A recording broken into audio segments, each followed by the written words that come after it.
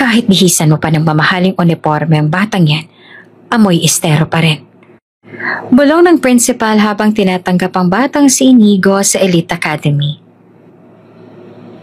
Alam mo bang basurero lang yan sa palengke? Anong meron sa kanya, Ramon? Kung gusto mo ng anak, mag-ampon ka ng desente. Hindi yan galing sa matinong pamilya. Tahimik si Ramon. Pero hindi niya maipaliwanag kung bakit parang may bahagi ng puso niyang humihigpit sa tuwing tinitingnan niya ang bata. Hanggang sa isang gabi, nakilala niya ang ina ng bata. Ang dating kasambahay na minsang minahal niya. Durog na ang itsura. Ibig sabihin, ang bata ay anak. Kung bago ka pa lang sa channel na ito, mga kwento ni Ate Jane, istorya mo, ikwento ko, huwag kalimutang pindutin ang notification bell at subscribe button.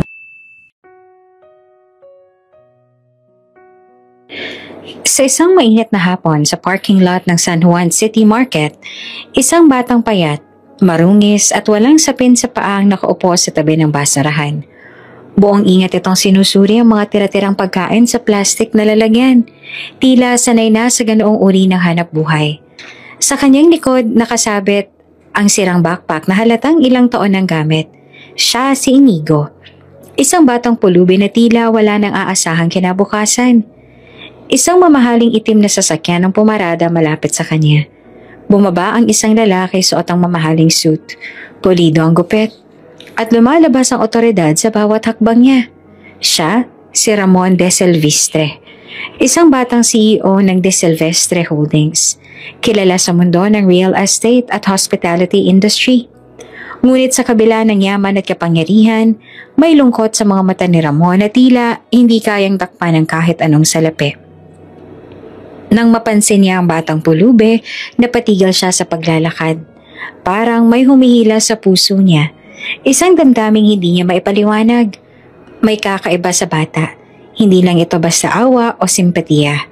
May koneksyon. May sulyap si Inigo na tumagos sa kanyang puso. "Boy!" tawag ni Ramon. Nilapitan ng bata. "Anong pangalan mo?" Tumango lamang si Inigo. Pilit na iniiwas ang tingin. Nahihiya. Sanay sa pagmamaliit. "Hindi ako pulis. Hindi rin ako kukuha ng gamit mo." Sabay abot ng pagkain mula sa sasakyan. "Kumain ka na muna." Tahimik na kinuha ni Inigo ang pagkain. Isang hamburger mula sa mamahaling restaurant. Nangilid ang luha sa mga mata niya habang marahan niyang kinakain ng burger.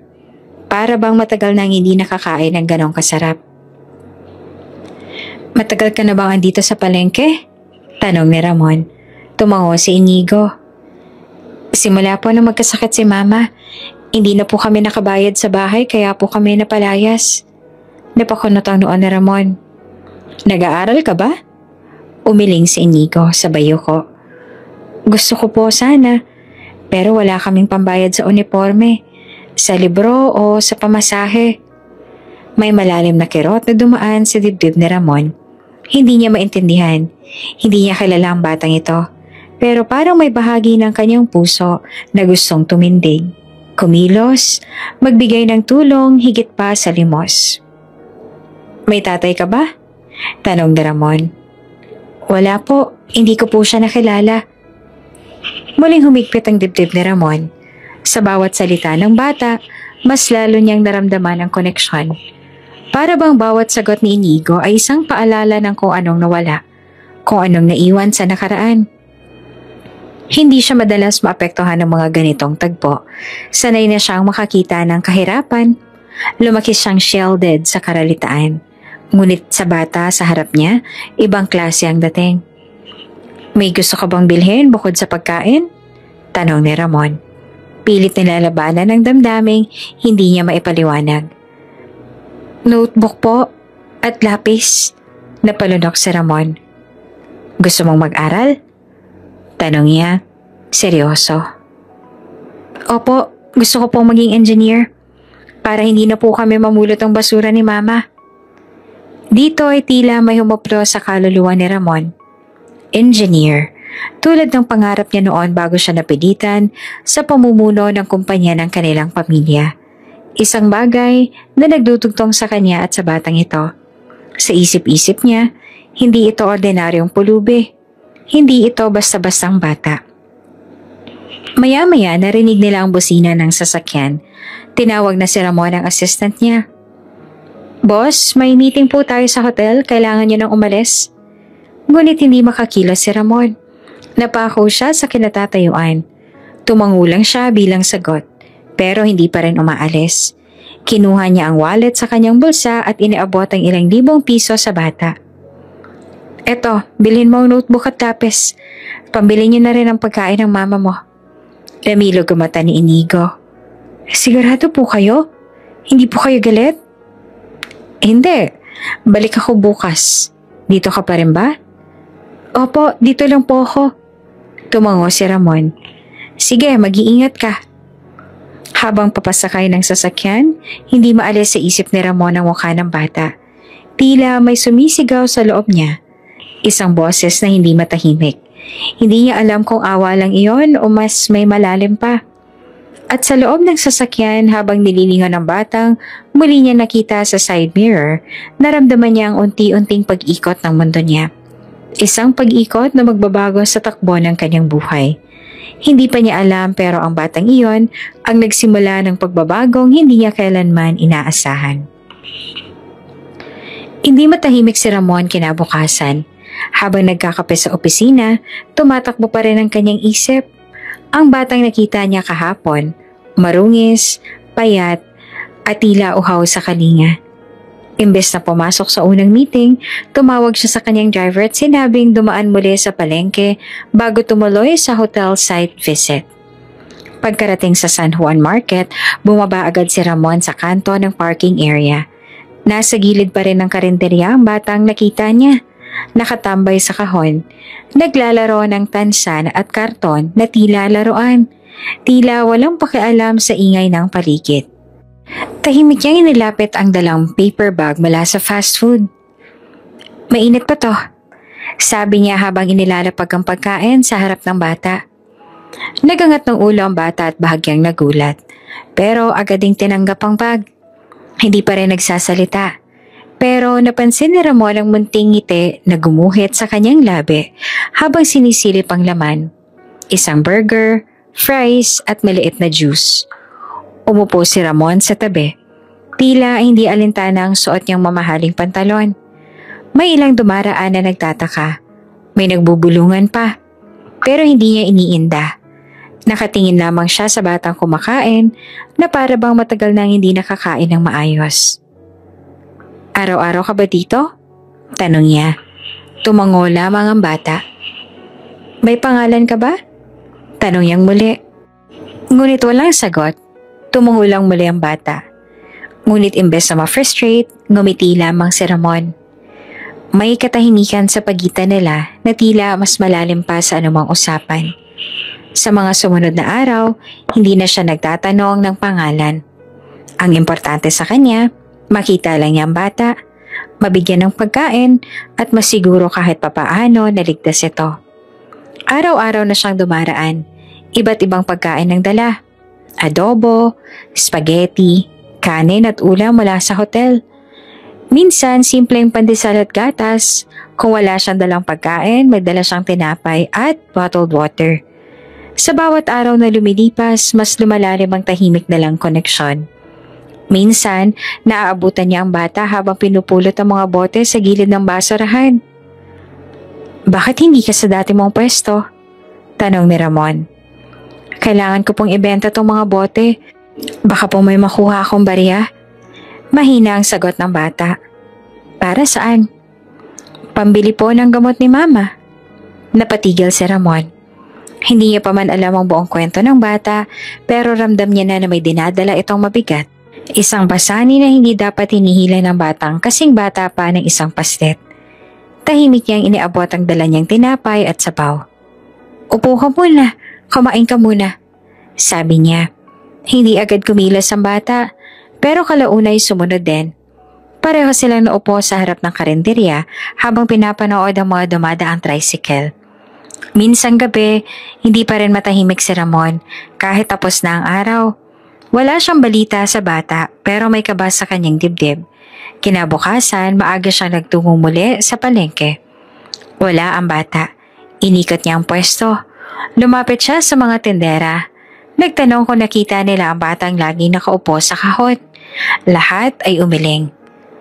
Baka po umalis na, sabi ng isang alis sa tapat ng turo-turo. O baka po dinala na ng nanay niya kung saan? Hindi siya mapalagay. Muling bumalik kinabukasan. Ngunit wala pa rin. Sa ikatlong araw, kahit punong-puno ang schedule niya, hindi niya matiis. Nagpasama siya sa driver at maling pinuntahan ng palengke. Boss, mukhang wala pa rin siya, sabi ng driver matapos silang lumibot sa paligid. Dito ka lang, sagot ni Ramon. Lalakad ako. Hindi na siya dumaan sa harap ng karinderya. Sa halip, lumusot siya sa eskinita, sa likod ng tricycle terminal at sa tambak ng mga kahon sa may estero. Madilim ang mga bahagi ng palengke na iyon. Amoy panis na karne at nabubulok na gulay. Pero hindi niya inalintana. Hanggang sa may narinig siyang mahina, isang pabulong na hikbi. Hello? Tawag niya at tumigil siya. Walang sumagot. Inikot niya ang mata. Sinundan ng tunog at nakita ang munting katawan na nakasalampak sa likod ng tambak ng plastik. Mabilis siyang lumapit. Ang batang pinaghahanap niya, ay naroon. Nakalugmok, yakap-yakap ang tiyan. Namimilipit at namumutla. Marumi ang damit, tuyo ang labi, at nanginginig ang buong katawan. Iho! Sigaw niya habang lumuhod sa tabi nito. Anong nangyari sa'yo? Gutom po, mahinang sagot ng bata. 3 araw na po ako hindi kumakain.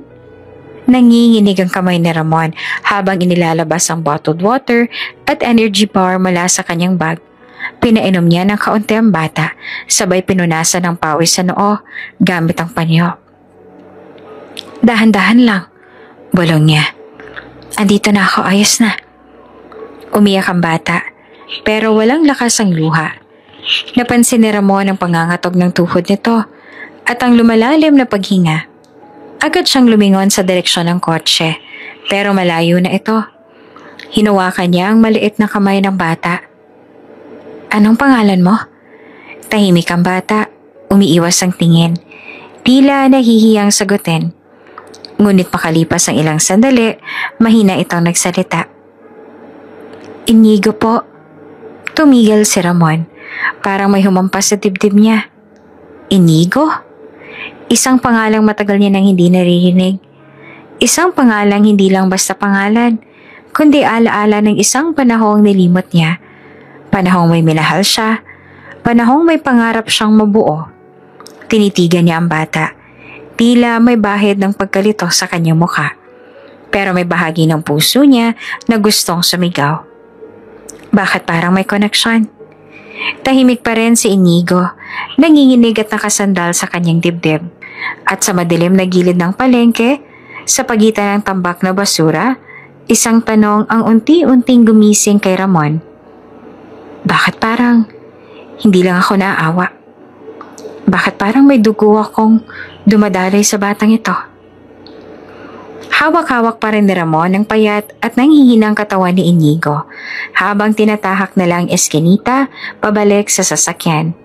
Ang bawat hakbang ay may kasamang kaba, hindi dahil sa takot, kundi dahil sa hindi niya maipaliwanag na paghugot ng damdamin para sa batang ito.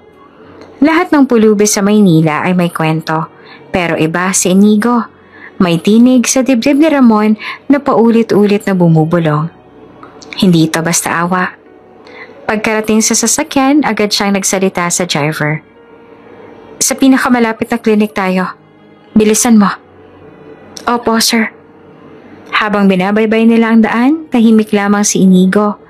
Nakasandal ito sa dibdib ni Ramon. Mahigpit na hawak ang bottled water na kanina lang niya ininom. Pinapanood niya si Ramon. May halong lungkot at paghanga. Sa kabila ng gutom at pagod, hindi ito nagrereklamo. Tahimik, matiisin, malalim ang mata, pero may tila apoy ng buhay sa likod nito.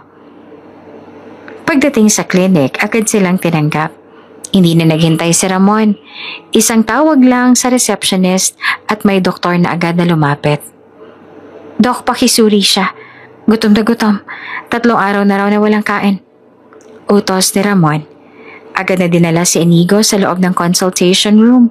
Tinimbang, kinuhanan ng vital signs, at inobserbahan.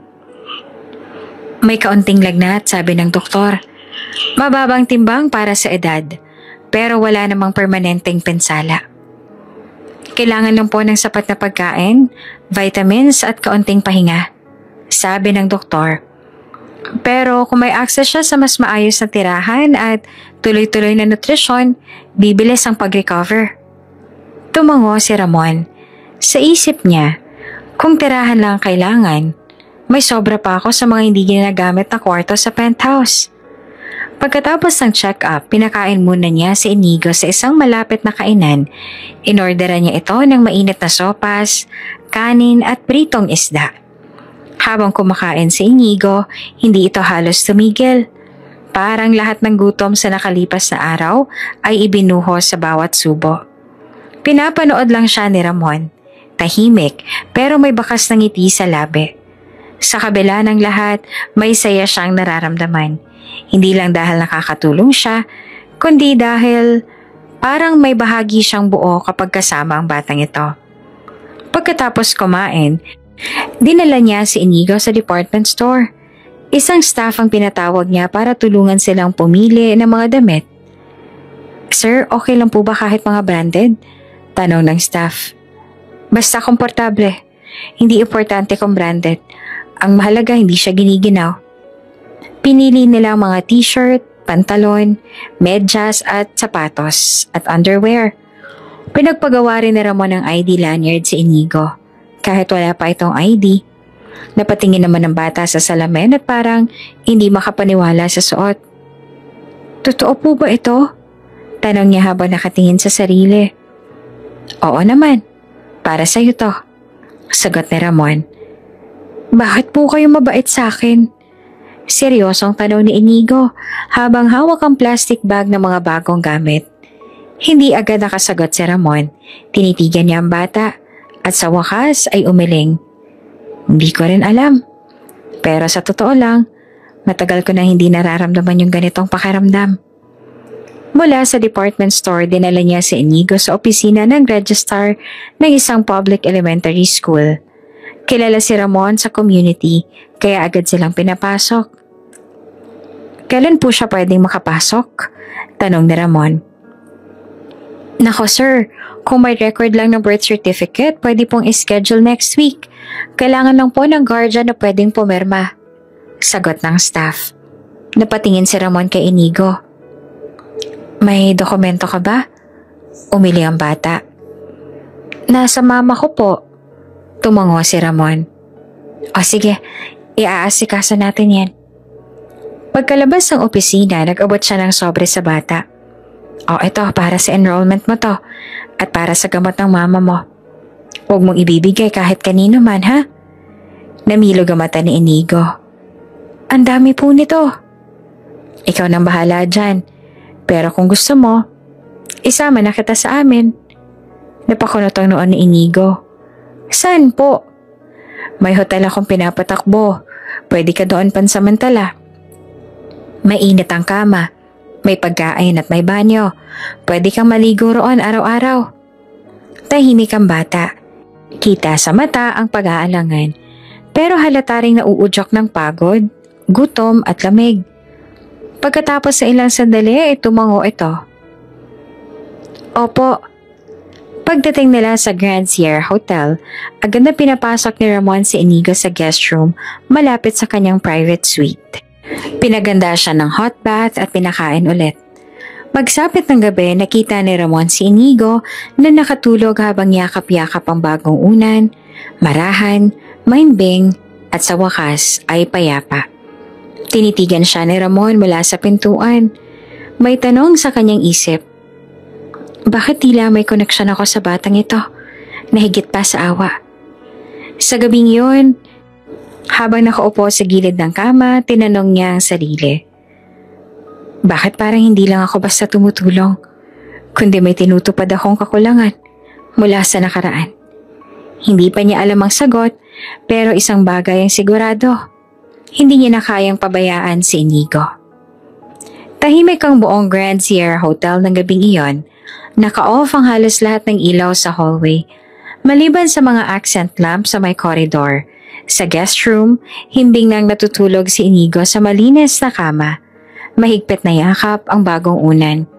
Ngunit sa kabilang suite, si Ramon naman ay nakaupo sa loob ng kanyang study at hindi mapakali. Gising na gising. May hawak siyang lumang photo album na nakatago sa pinakailalim ng drawer. Isa sa mga bagay na matagal niya nang hindi binubuksan. Sa gitna ng katahimikan ng gabi, bumalik sa isipan niya ang isang ngiti. Isang halakhak.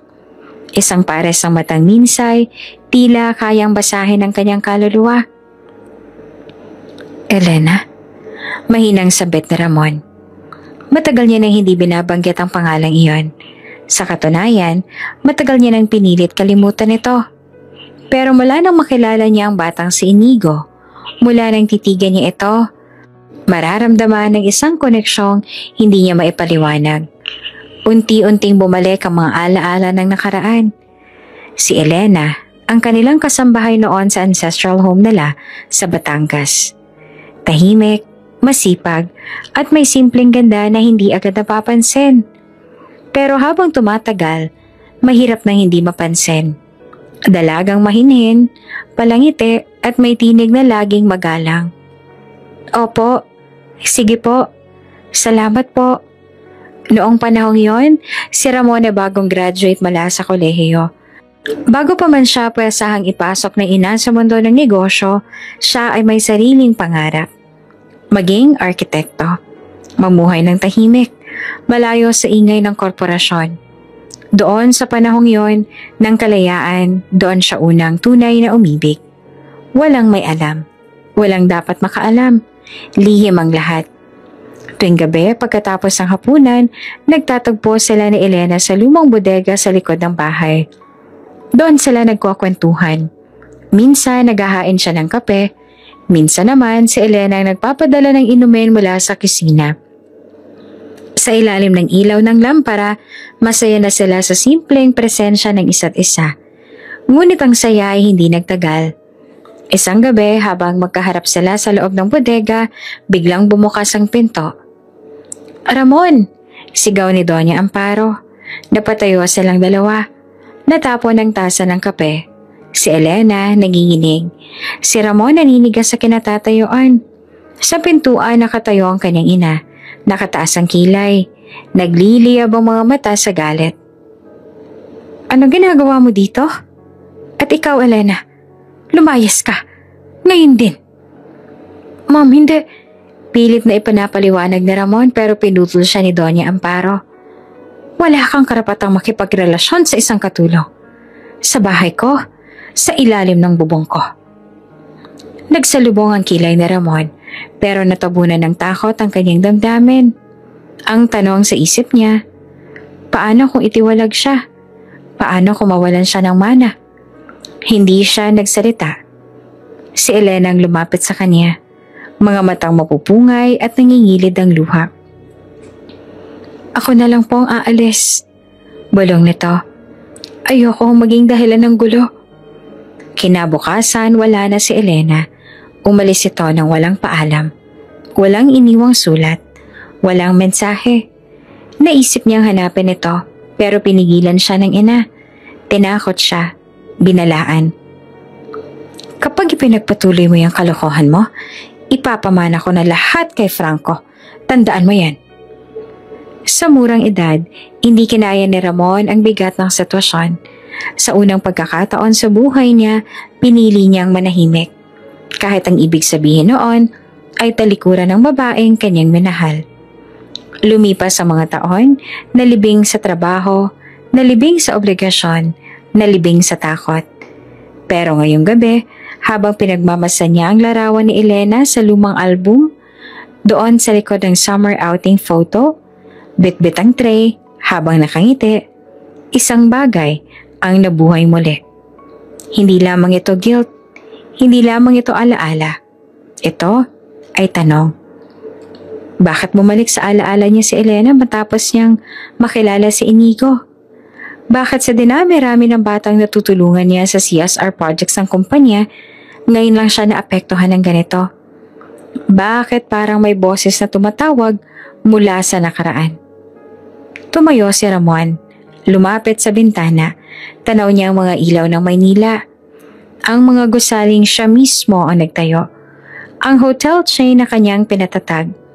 Pero sa gitna ng mga tagumpay na iyon, bakit pakiramdam niya ay may kulang? Kulang. Simula nang mawala si Elena.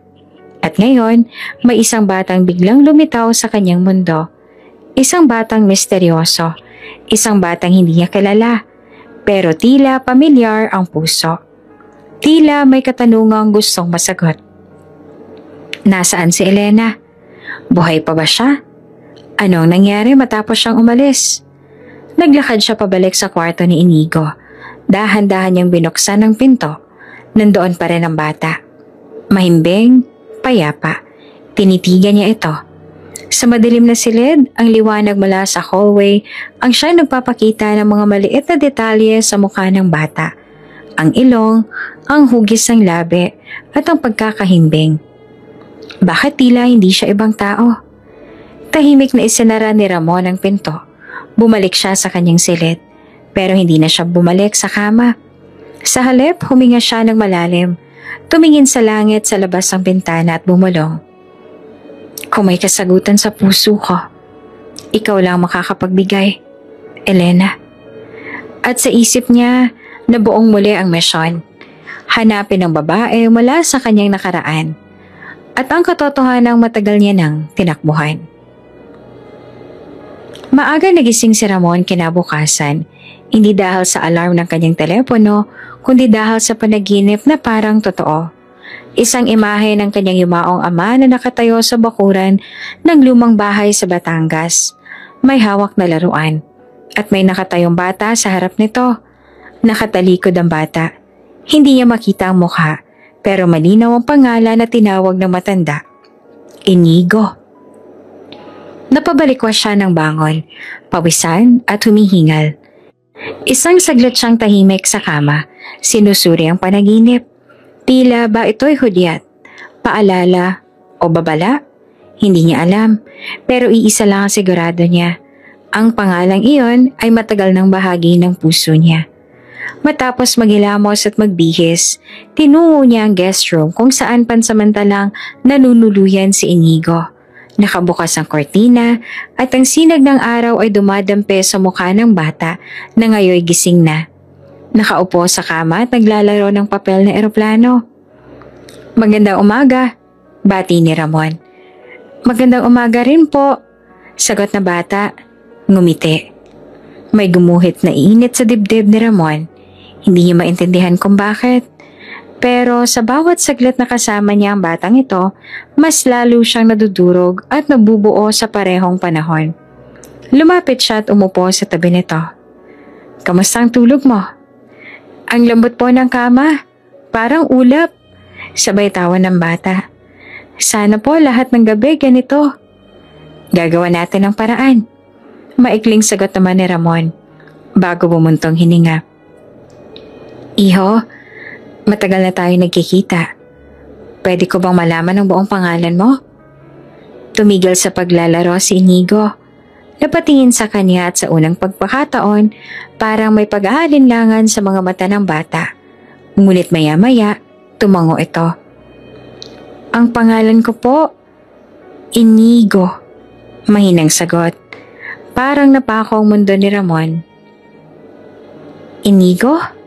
Ulit niya na halos hindi makapaniwala. Iyan ba talaga ang pangalan mo? Opo, kumpirmang muli ng bata, sabay hawi ng buhok mula sa noo. Naluyo ang lalamunan ni Ramon. Tumayo siya. Naglalakad sa loob ng kwarto. Parang may sumabog sa kanyang dibdib. Hindi dahil sa takot, kundi dahil sa pagkagulat, pagkagulantang, at pag-asa. Ang pangalang iyon, Inigo, hindi ito basta pangalan sa kanya. Ito ang pangalan ng kanyang yumaong ama. si Don Inigo de Silvestre. Isang lalaking mahigpit, matapang, ngunit makatao. Isang haliging hindi lang ng pamilya nila, kundi ng negosyo nilang itinaguyod sa loob ng 4 na dekada. Nang bata pa si Ramon, madalas siyang marinig sa kanyang ina. Kapag nagkaanak ka, sana lalaki, para maipangalan mo kay Inigo. At totoo, minsan sa kanyang kabataan habang nagpaplano ng kinabukasan, iniisip na rin niyang kung sakaling magkakaroon siya ng anak na lalaki, Inigo ang gusto niyang ipangalan. Pero hindi ito nangyari. Wala siyang anak, walang asawa, walang naipangalan. Hanggang ngayon. Bumalik siya sa kama. Tinitigan ang bata. Sino nagbigay sa'yo ng pangalan yon? Si Mama po. Sagot pa ni Inigo. Sabi niya, yan daw ang pangalan na napili niya. Hindi ko po alam kung bakit pero sabi niya special daw. Nasaan ang mama mo? Tanong ni Ramon. Bagamat alam niyang hindi pa iyon bahagi ng usapan ngayon. May sakit po, hindi na po gaano nakakabangon. Tumango si Ramon, inabot ang juice sa side table at iniabot sa bata. O eto, minom ka muna. Pagkatapos lalabas tayo saglit ha, may bibilhin tayo. Habang binibihisan si Inigo ng bagong polo at sapatos, hindi pa rin maalis sa isipan ni Ramon ang bigat ng pangalan. Hindi ito coincidence. Hindi lang ito basta kapangalan. May halong emosyon at misteryo ang lahat. Nang makalabas sila ng hotel, tinungo nila ang bookstore para bumili ng ilang gamit pang eskwela. Habang namimili si Inigo ng notebook na may dinosaurs na cover, tumayo si Ramon sa may gilid. Nakatitig sa bata.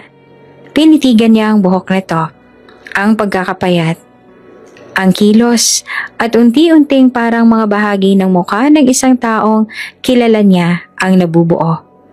Elena. Napalunok siya. Hindi pa siya sigurado pero ang mga peraso ng puzzle ay unti-unti nang nabubuo sa kanyang harapan.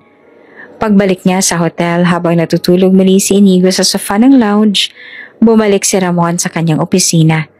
Binuksan ang laptop at sinimulan ang isang paghahanap. Elena, San Juan, kasambahay, dating residente ng Batangas.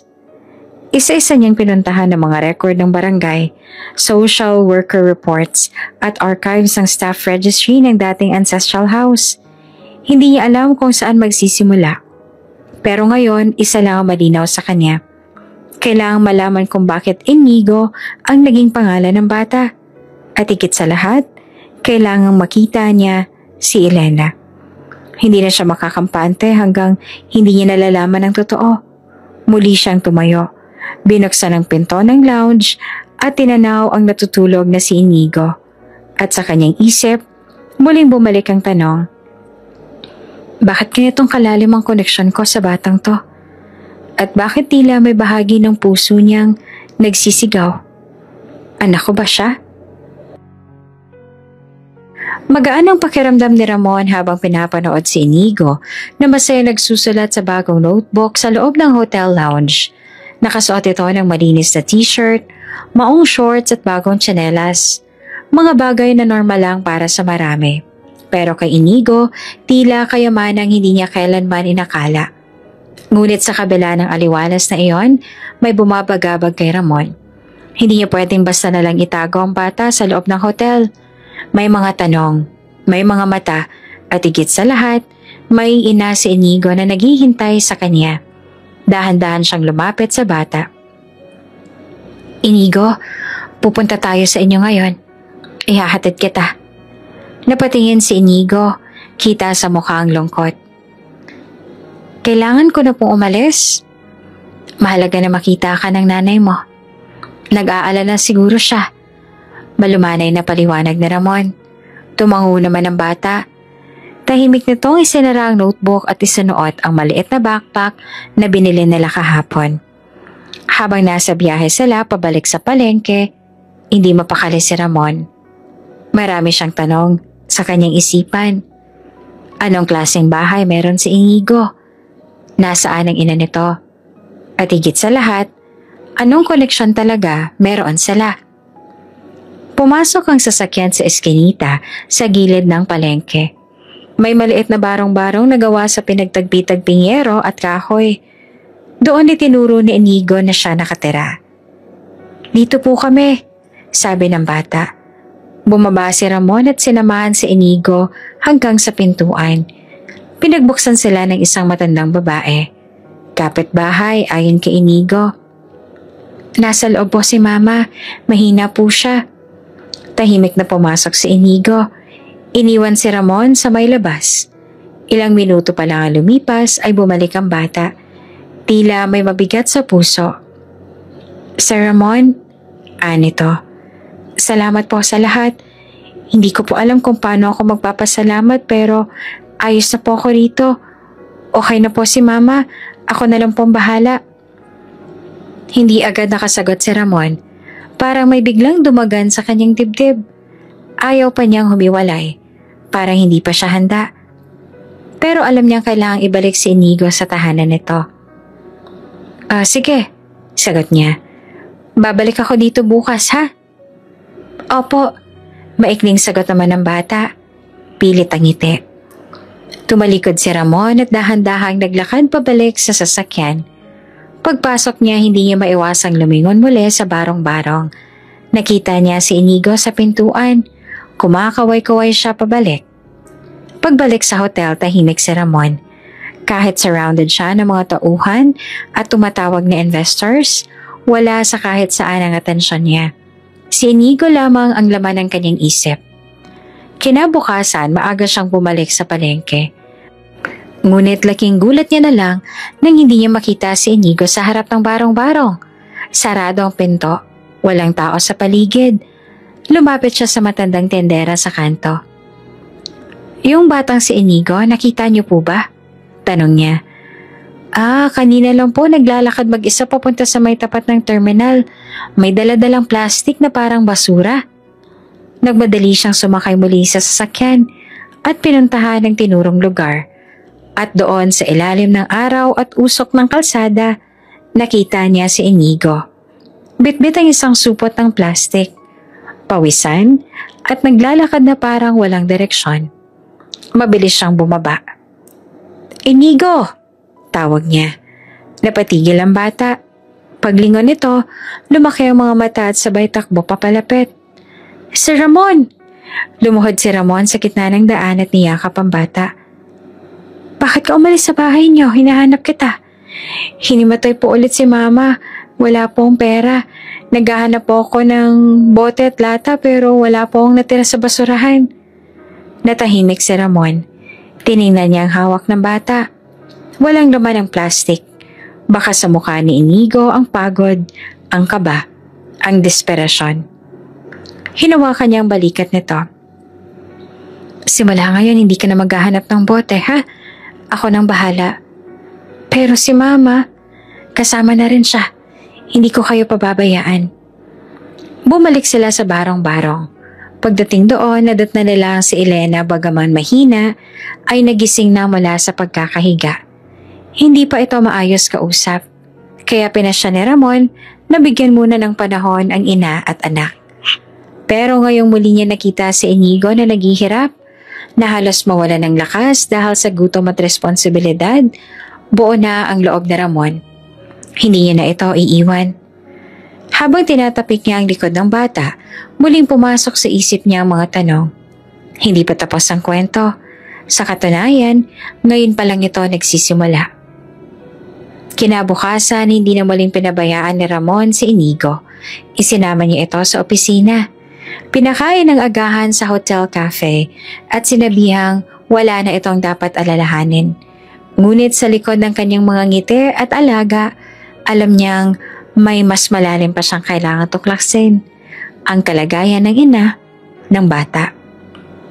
"Andito si Mama," sabi ni Inigo habang nilalaro ang straw ng kanyang orange juice. "Dinala po siya ng kapitbahay namin sa public hospital ng 1 linggo kasi nahimatay siya." Natahimik si Ramon. "Wala bang kamag-anak na nagbabantay sa kanya?" "Wala po, ako lang po. Kaya po ako ang nag-aalaga." Doon tumibok ng mas matindi ang puso ni Ramon. Mabilis niyang tinawagan ng driver. Maganda ka, pupunta tayo sa ospital. Kailangan ko makita si Elena. Utos niya. Si Elena po ang pangalan ng nanay niya? Tanong ng driver na hindi maitatanggi ang gulat. Oo, tipid niyang sagot. Tahimik si Ramon habang binabaybay nila ang daan patungo sa ospital. Parang may kaba sa kanyang dibdib. Kabang hindi lang simpleng pag-aalala. Kabang may halong takot na baka totoo ang hinala niya. Na baka hindi aksidente ang pagkakatagpo nila ni Inigo.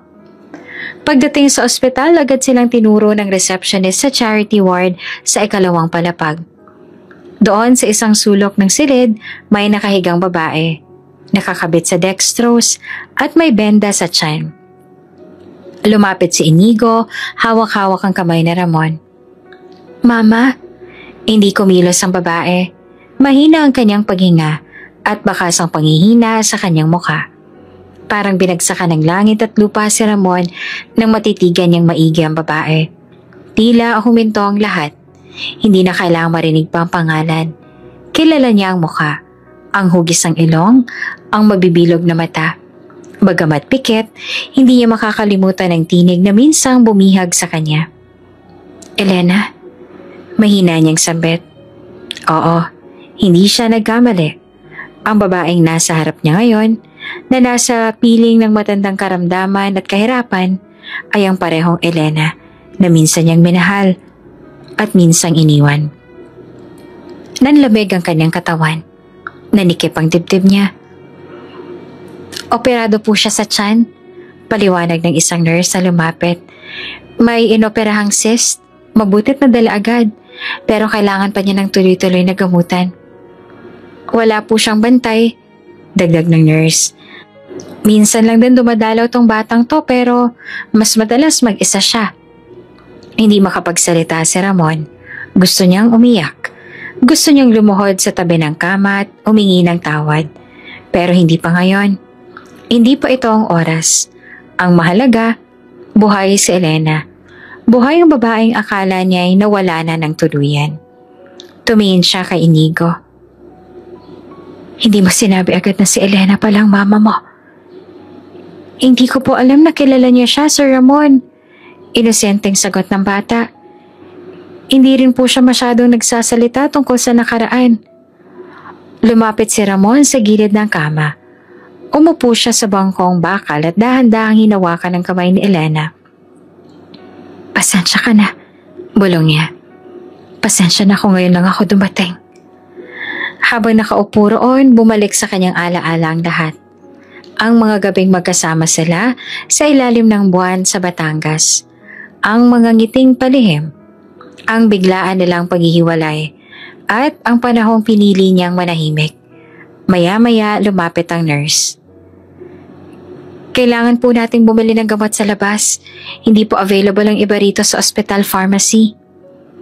Walang inaksayang oras si Ramon. Tinawagan niya agad ang kanyang assistant at pinadeliver lahat ng kailangang gamot. Inutusan niya ring ayusin ang billing ng pasyente sa accounting office ng ospital. Pagbalik niya sa kwarto, nakita niyang nakatulog na si Inigo sa tabi ng kama ng kanyang ina. Nakatulog itong nakasandal sa isang plastic na upuan, gamit ang backpack bilang unan. Tinakpan niya ito ng jacket mula sa sarili niyang katawan. Tumingin muli sa natutulog na si Elena. At sa unang pagkakataon, hindi niya na tinago ang luhang matagal niya nang pinipigil. Muntik na kitang hindi makita ulit. Bulong niya. At muntik ko na rin hindi makilala ang anak natin. Biglang naputol ang pag-iisip. Anak? Hindi pa niya alam ang buong katotohanan. Hindi pa niya narinig mula sa mismong bibig ni Elena.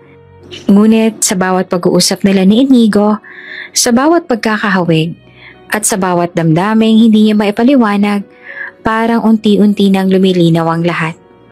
Ngayon, kailangan na lang niyang hintayin ang pagising ni Elena para sa isang tanong na matagal niya nang itinago. Ngunit kailangan masagot. Ako ba ang ama ng batang to? Umaga na sa charity ward ng pampublikong ospital. Banayad na sumasayaw ang liwanag ng araw sa bintana. Ang tunog ng oxygen tank, mahinang pag-ubo ng ibang pasyente, at ang mga yapak ng mga nurse sa sahig ang nagsisilbing background sa katahimikang bumabalot kay Ramon, habang nakaupo naman sa tabi ng kama si Elena. Sa kabilang upuan, himbing pa rin si Inigo, nakasandal sa dingding. Yakap ang backpack niya. Si Ramon tila hindi gumagalaw mula pa kagabi. Tinititigan niya ang mukha ni Elena. Pumayat, maputla, pero hindi nawala ang ganda nitong hindi niya kailanman nalimutan. Minsan niya itong minahal ng buo, at sa kabila ng panahon at sakit, tila naroon pa rin ang damdaming iyon. Biglang gumalaw ang kamay ni Elena. Dahan-dahang bumukas ang kanyang mga mata. Elena? Bulong ni Ramon. Napakapit agad sa kamay ng babae. Napatingin si Elena sa kanya at sa unang segundo ng pagkakakilala, may sandaling katahimikan na tila binura ang lahat ng taon na lumipas. Ramon? Mahina niyang sabi, halos hindi siya makapaniwala. Oo, ako nga. Bahagyang ngumiti si Ramon. Andito ako. Napaluha si Elena. Anong ginagawa mo rito? Hinahanap kita. Matagal na. Pero si Inigo nagturo sa akin pabalik sa'yo. Napatingin si Elena sa anak na natutulog. Tumulo ang luha sa kanyang mga mata. Marahan niyang inabot ang kamay ng bata at hinaplos ang buhok nito. Mahal na mahal ko tong batang to. Mahina niyang sambit. Anak ko ba siya?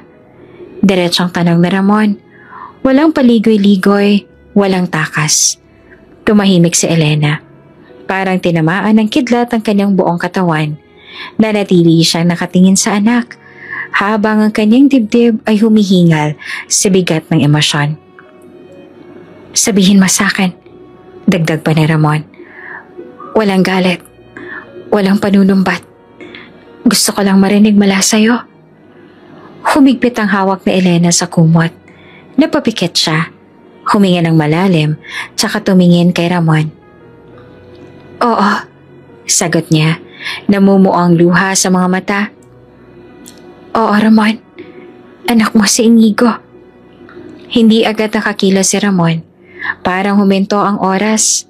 Ang matagal niyang kutob, ang paulit-ulit na tinatanggi ng isip, ay tuluyan ang naging malinaw. Bakit hindi mo sinabi? Bulong niya, puno ng kirot pero walang galit sa tono. Dahil ayokong saktan ka, sagot ni Elena na humihikbi na. Noong pinilit akong palayasin ng mama mo, buntis na ako nun, pero hindi ko masabi sa'yo. Ayokong sirain ang buhay mo. Ayokong dumagdag sa bigat na dinadala mo noon. Elena, karapatan kong malaman. Alam ko, kaya nga habang lumalaki si Inigo, araw-araw ako nagdadasal na balang araw makita ka niya. Hindi ko siya pinigilan. Hindi ko siya siniraan. Sabi ko lang, kung darating ang panahon at makikilala ka niya, sana ikaw pa rin yung lalaking minahal ko. Tahimik si Ramon, nangingilid ang luha. Tumingin siya sa anak na lang natutulog pa rin. Ngayon ay malinaw na sa kanya kung bakit ganoon ang nararamdaman niya sa bata. Hindi lamang simpatya, kundi isang likas na ugnayang hindi kayang ipaliwanag ng utak. Bakit mo siya pinangalan ng Inigo? Mahinang tanong ni Ramon. Napangiti si Elena kahit may luha. Kasi iyon ang laging binabanggit mo noon. Na kung magkakaroon ka ng anak na lalaki, gusto mong ipangalan sa tatay mo. Hindi ko makalimutan yon. Kaya kahit wala ka, gusto kong maramdaman ng anak mo na mahal siya mula pa lang sa pangalan niya. Napahawak si Ramon sa kanyang dibdib. Napatingala siya. Pilit pinipigilan ng pagbuhos ng emosyon. Hindi niya inakalang maririnig niya pa ang pangalang yon mula sa taong pinakamahalaga sa kanya noon. Elena, patawarin mo ako. Mahina niyang sabi. Duwag ako noon. Natakot ako sa aking ina. Hindi kita ipinaglaban. Umiling si Elena. Wala kang dapat ipagpatawad. Pareho tayong biktima ng takot, ng panghuhusga, ng sistema. Pero ngayon nandito ka at nandito si Inigo. Baka ito na ang simula. Napaluhod si Ramon sa tabi ng kama. Hawak ang kamay ni Elena, inilapit niya ito sa kanyang pisngi. Ayoko muli kayong mawala. Biglang gumalaw si Inigo sa kanyang upuan. Dumilat ito. At nang makita ang magkahawak na kamay ng kanyang ina at ni Ramon, napatayo ito. Mama? Si Ramon? Tumayo si Ramon at lumapit sa kanya. Inigo. Ngumiti si Elena at kahit nangihina. Anak, may sasabihin si Ramon sa'yo. Lumuhod si Ramon sa harap ng bata. Inigo, alam mo bang mahal na mahal kita? At ngayon gusto kong malaman mo na ako ang tatay mo. Napatulala si Inigo. Totoo po? Oo, totoong-totoo. At simula ngayon hindi na kita iiwan. Pagkasama na tayo.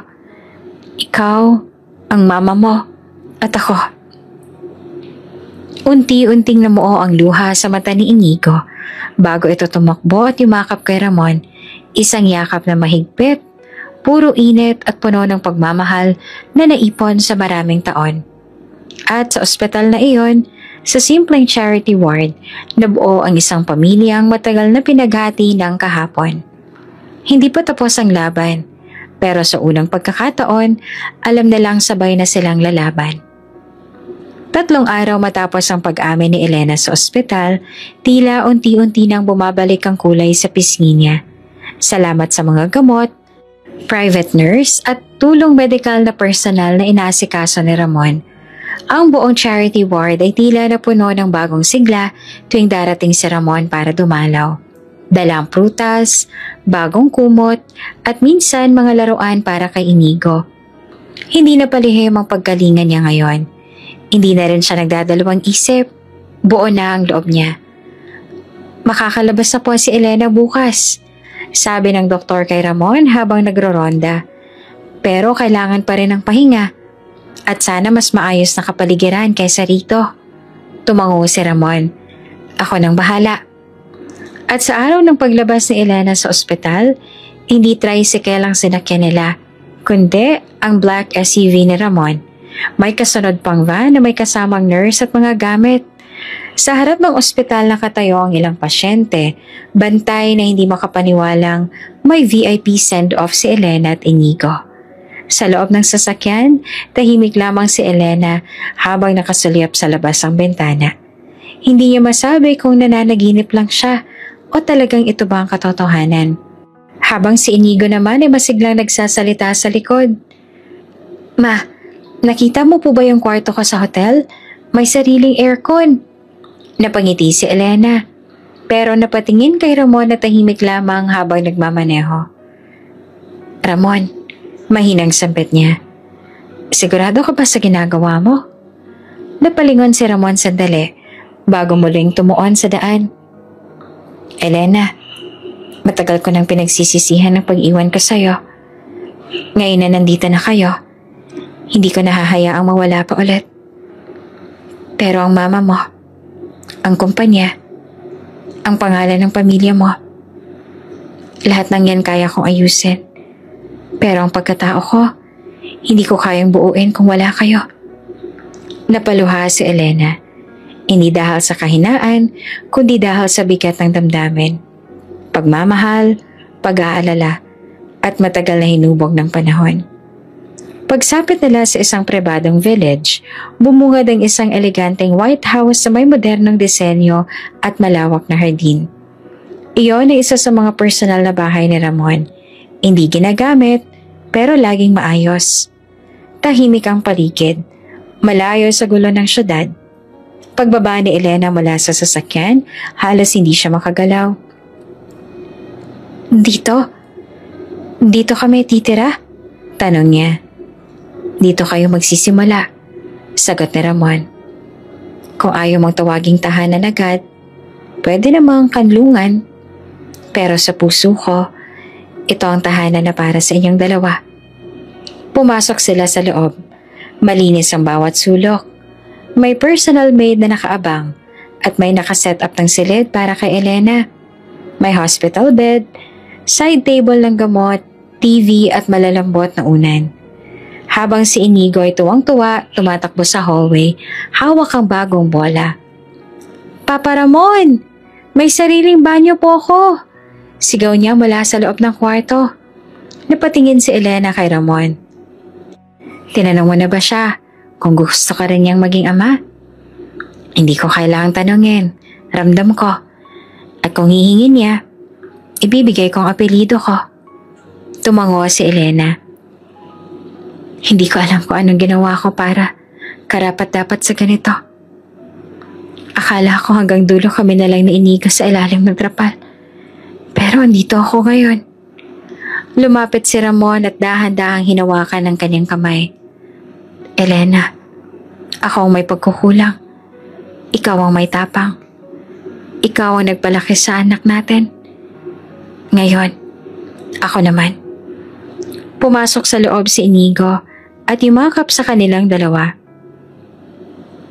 "Masaya po ako kasi ngayon buo na tayo."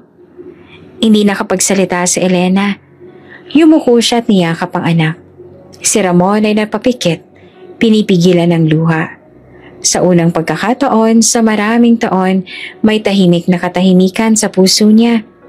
Ilang araw ang lumipas, unti-unting lumakas si Elena. Lumakad na siya sa hardin, umiinom ng tsaa sa balkonahe, at minsan nanonood ng cartoons kasama si Inigo. Habang si Ramon, kahit abala sa mga board meeting at pagpapatakbo ng negosyo, ay umuuwi gabi-gabi. Nagsasalo sila sa hapag.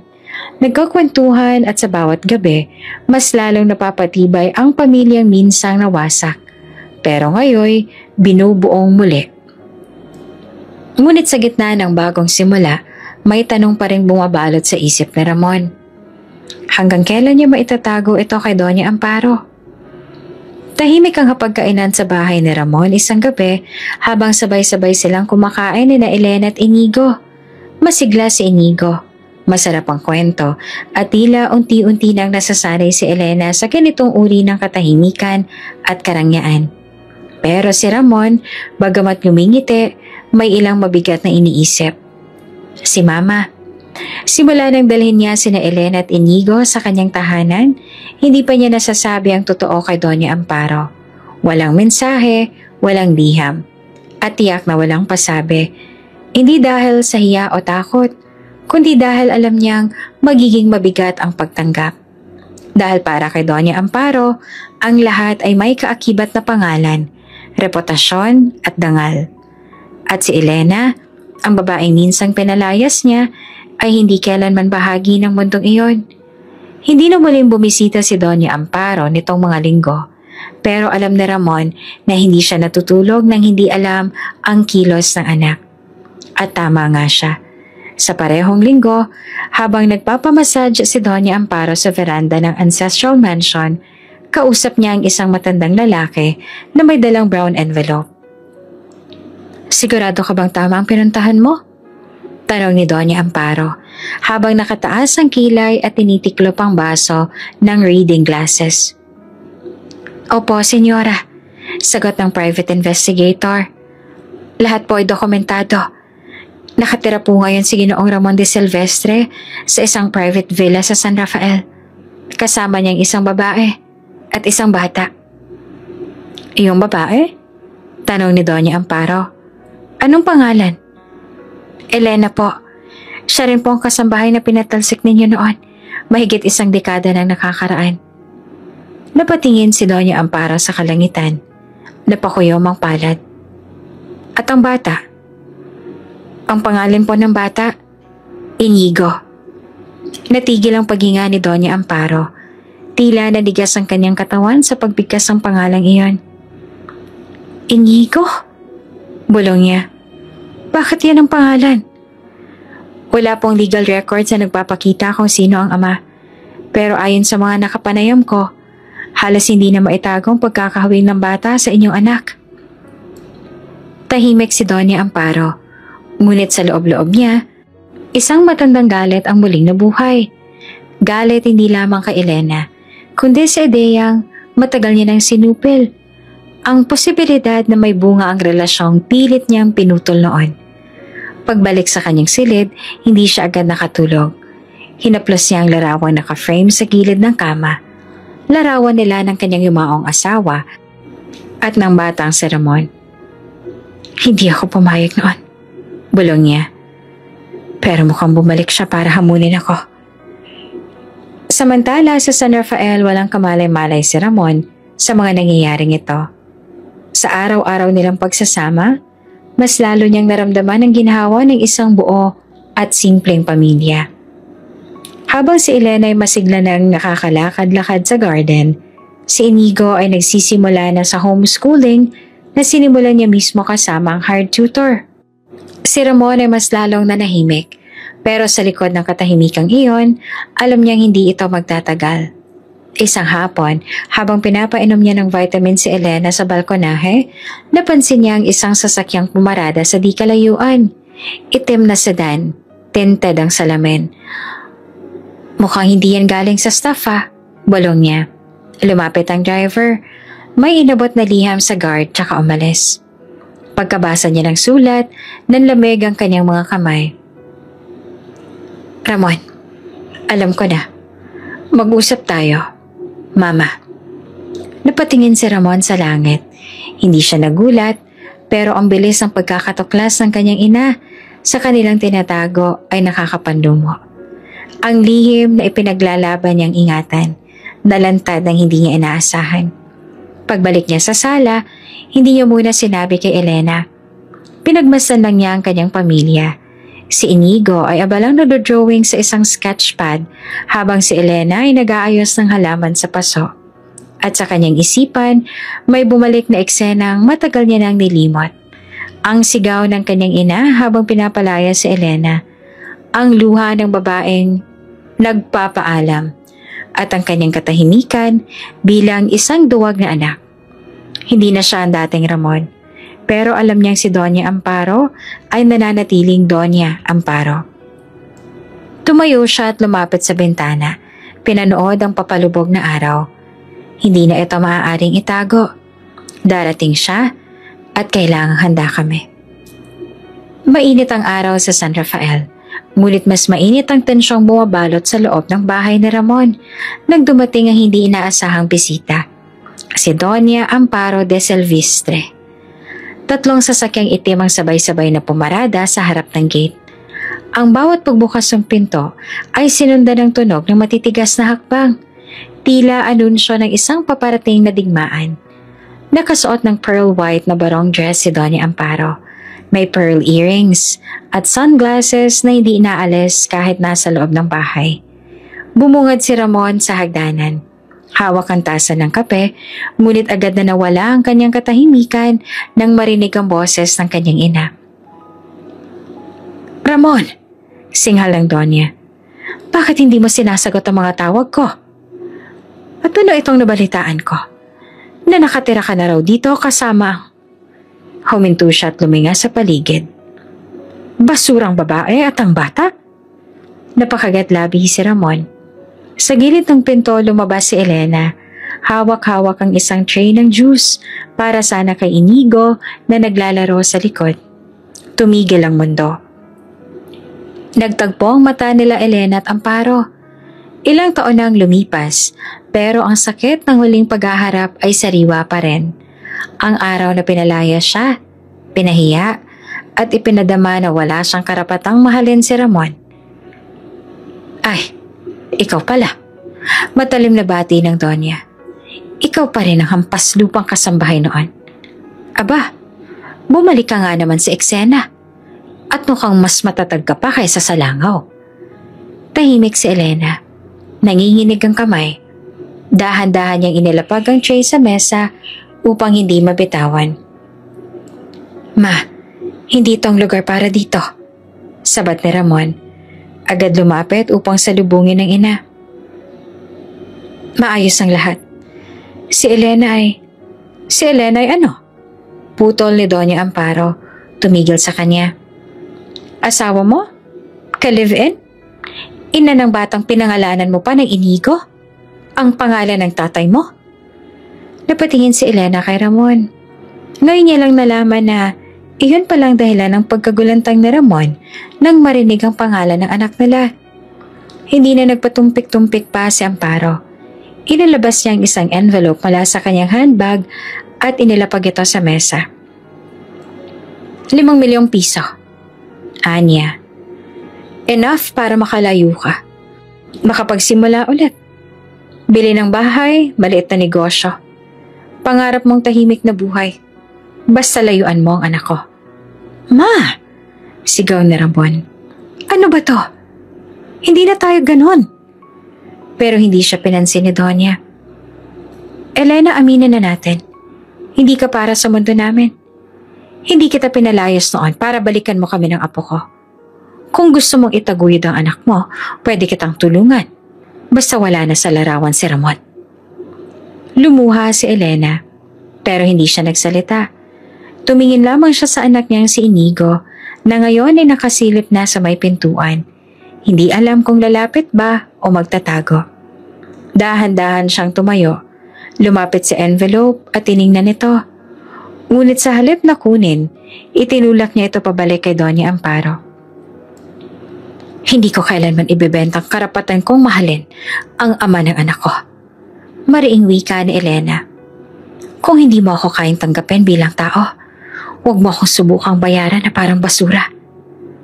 Nagpupuyo sa galit si Doña Amparo. Abat may lakas ka pa ng loob na magsalita ng ganyan sa akin? Akala mo ba, hindi ko kayang ipatapon kayong dalawa palabas ng bansa? Ma, tama na! Sabat ni Ramon. Enough! Hindi kita hinayaang pumunta rito para manakit. Nandito ako kasi gusto kong buuin ang pamilya ko. Kasama sina Elena at Inigo. At kung hindi mo kayang tanggapin yon, wala akong magagawa kundi mamili. Tahimik ang sumunod na minuto. Tumitig si Doña Amparo sa anak. Sa unang pagkakataon, nakita niya ang mga mata nito ang isang lalaking handang tumindig para sa sarili. Hindi na ang batang sinusunod lang ang kagustuhan ng ina. Tumingin siyang muli kay Elena, saka kay Inigo na ngayon ay lumabas na at lumapit kay Ramon. Hawak ang laruan nitong kotse. Tahimik niyang tinapik ang anak sabay sabing, Pa, gutom na ako. Napakagat labi si Elena. Pigil ang luha, ngunit dama ang kirot. Si Inigo, maliit pa, pero ramdam na ang tensyon. Ramdam ang bigat ng mga salitang binitiwan ng isang lola na hindi pa siya kayang mahalin. Ma, kung wala ka na ibang sasabihin. Ani ni Ramon. Maaari na ba naming ipagpatuloy ang tahimik naming buhay? Matagal na hindi kumibo si Doña Amparo. Tumitig pa siya sa envelope, tsaka marahang dinampot ito at ipinasok sa bag. At ipagpalagay pa natin, hindi pa tapos ang usapan natin? Malamig na sagot niya. Dahil kahit saan ka tumira, ako pa rin ang iyong ina, Ramon. Tumalikod siya. Tumindig ang katawan, pero ramdam ang bahagyang pagkadurog sa postura niya. Isinara ang pinto ng kotse at muling umalis kasama ang mga tauhan niya. Tahimik, malalim. Si Elena niyakap si Inigo, si Ramon na paupo. At sa sala na iyon, sa katahimikan pagkatapos ng bagyo, alam nilang isa na namang unos ang kinailangan nilang lampasan. Pero hindi pa ito ang huli. Tahimik ang hapunan sa mansyon kinagabihan. Naroon si Elena, nakayukong inihain ng sinigang, habang si Ramon ay abalang pinapasunod si Inigo sa paglalagay ng kutsara at tenedor. Walang nagsasalita, ngunit hindi iyon ang klase ng katahimikan na komportable. Ito ang katahimikan na parang may nakabantay na multo. At ang multong iyon ay may apelyidong De Silvestre. Nagpakita si Doña Amparo sa mismong hapag. Kasabay ng pagsisimula ng pagkain, nakatayo siya sa may hagdan. Nakasuot ng kulay abuhing gown na hindi kayang ikuble ang malamig niyang presensya. Lahat ay tumigil sa pagkilos, kahit ang kalderetang ulam ay tila nanigas.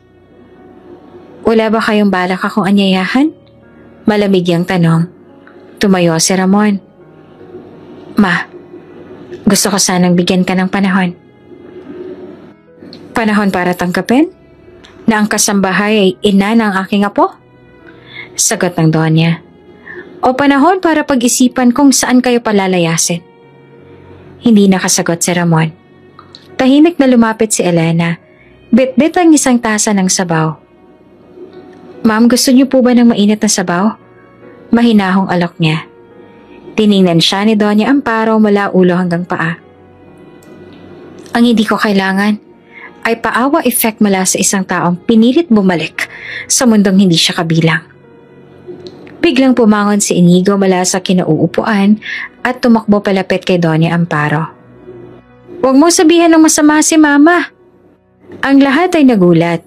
Si Elena napabangon. Si Ramon napalapit sa anak. Ngunit bago pa man napigilan si Inigo, humawak na ito sa palda ni Doña Amparo. Lola, bulong ng bata. Ikaw po ba si Lola? Nanigas ang katawan ng matandang babae. Para siyang tinamaan ng kidlat sa mismong kaluluwa. Lola, ulit pa ni Inigo. Ngayon ay may luha na sa kanyang mga mata. Sabi ni Papa, ikaw ang nanay niya. Ibig sabihin, kayo po ang lola ko, diba? Pwede po ba akong yumakap? Nagkatinginan sina Ramon at Elena. Parehong hindi makahinga. Ang buong silid ay tila huminto at ang oras ay natulala sa eksenang iyon. Hindi gumalaw si Doña Amparo. Tiningnan niya ang bata. Ang maamo nitong mata. Ang ngiti kahit nangingilid ng luha. Walang bahid ng galit. Walang takot. Walang duda. Isang inosenteng tanong mula sa isang pusong sabik.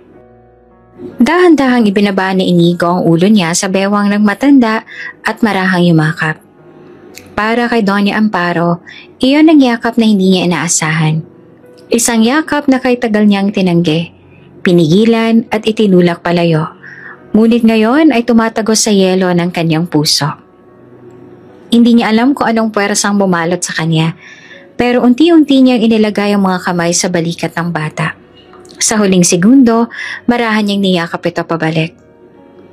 Anak ka, ng anak ko, mahina niyang sambit. At oo, ako ang lola mo. Umiyak si Elena, hindi dahil sa sakit, kundi dahil sa hindi niya inaasahang biyaya. Si Ramon ay napaupo, hindi makapaniwala sa kanyang nasaksihan. Si Inigo naman ay masayang ngumiti, kahit may luha. Lola, ang bango niyo po pala. Napatawa si Doña Amparo. Isang payak na tawa na matagal nang hindi naririnig sa loob ng bahay na iyon. Hindi ako sanay sa tawag na Lola, aniya. Pero hahayaan kong marinig yon. Mula sa'yo, Inigo. Tumayo si Elena.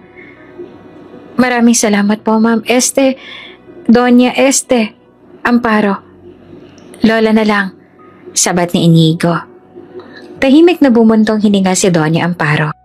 Hindi pa ako ganap na handang yakapin ang lahat ng to. Pero hindi ko kayang tanggihan ng batang to. Lalo na't nakita akong sarili ko sa kanya. Napatingin si Ramon sa ina. Ma, totoo ba yan? Tumango ang matanda. Hindi ko sinasabing tinatanggap po kayo ng buong buo. Pero kaya ko magsimula. Hindi ko kayang itapon ang apo ko sa lamig ng mundo. Tumayo si Elena.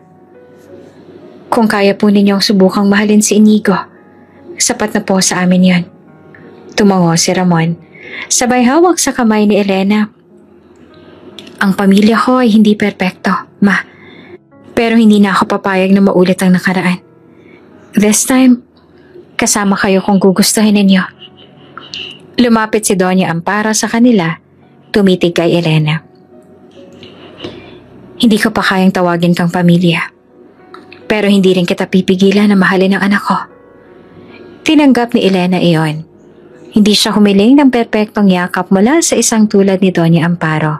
Ang mahalaga, tinanggap nito si Inigo. Simula ngayon, uwi ka ng Doña. Gusto kong araw-araw na makasama si Inigo. At ipapasok ko siya sa pinakamagandang paaralan. Hindi na siya dapat maglakad sa palengke o mamalimos.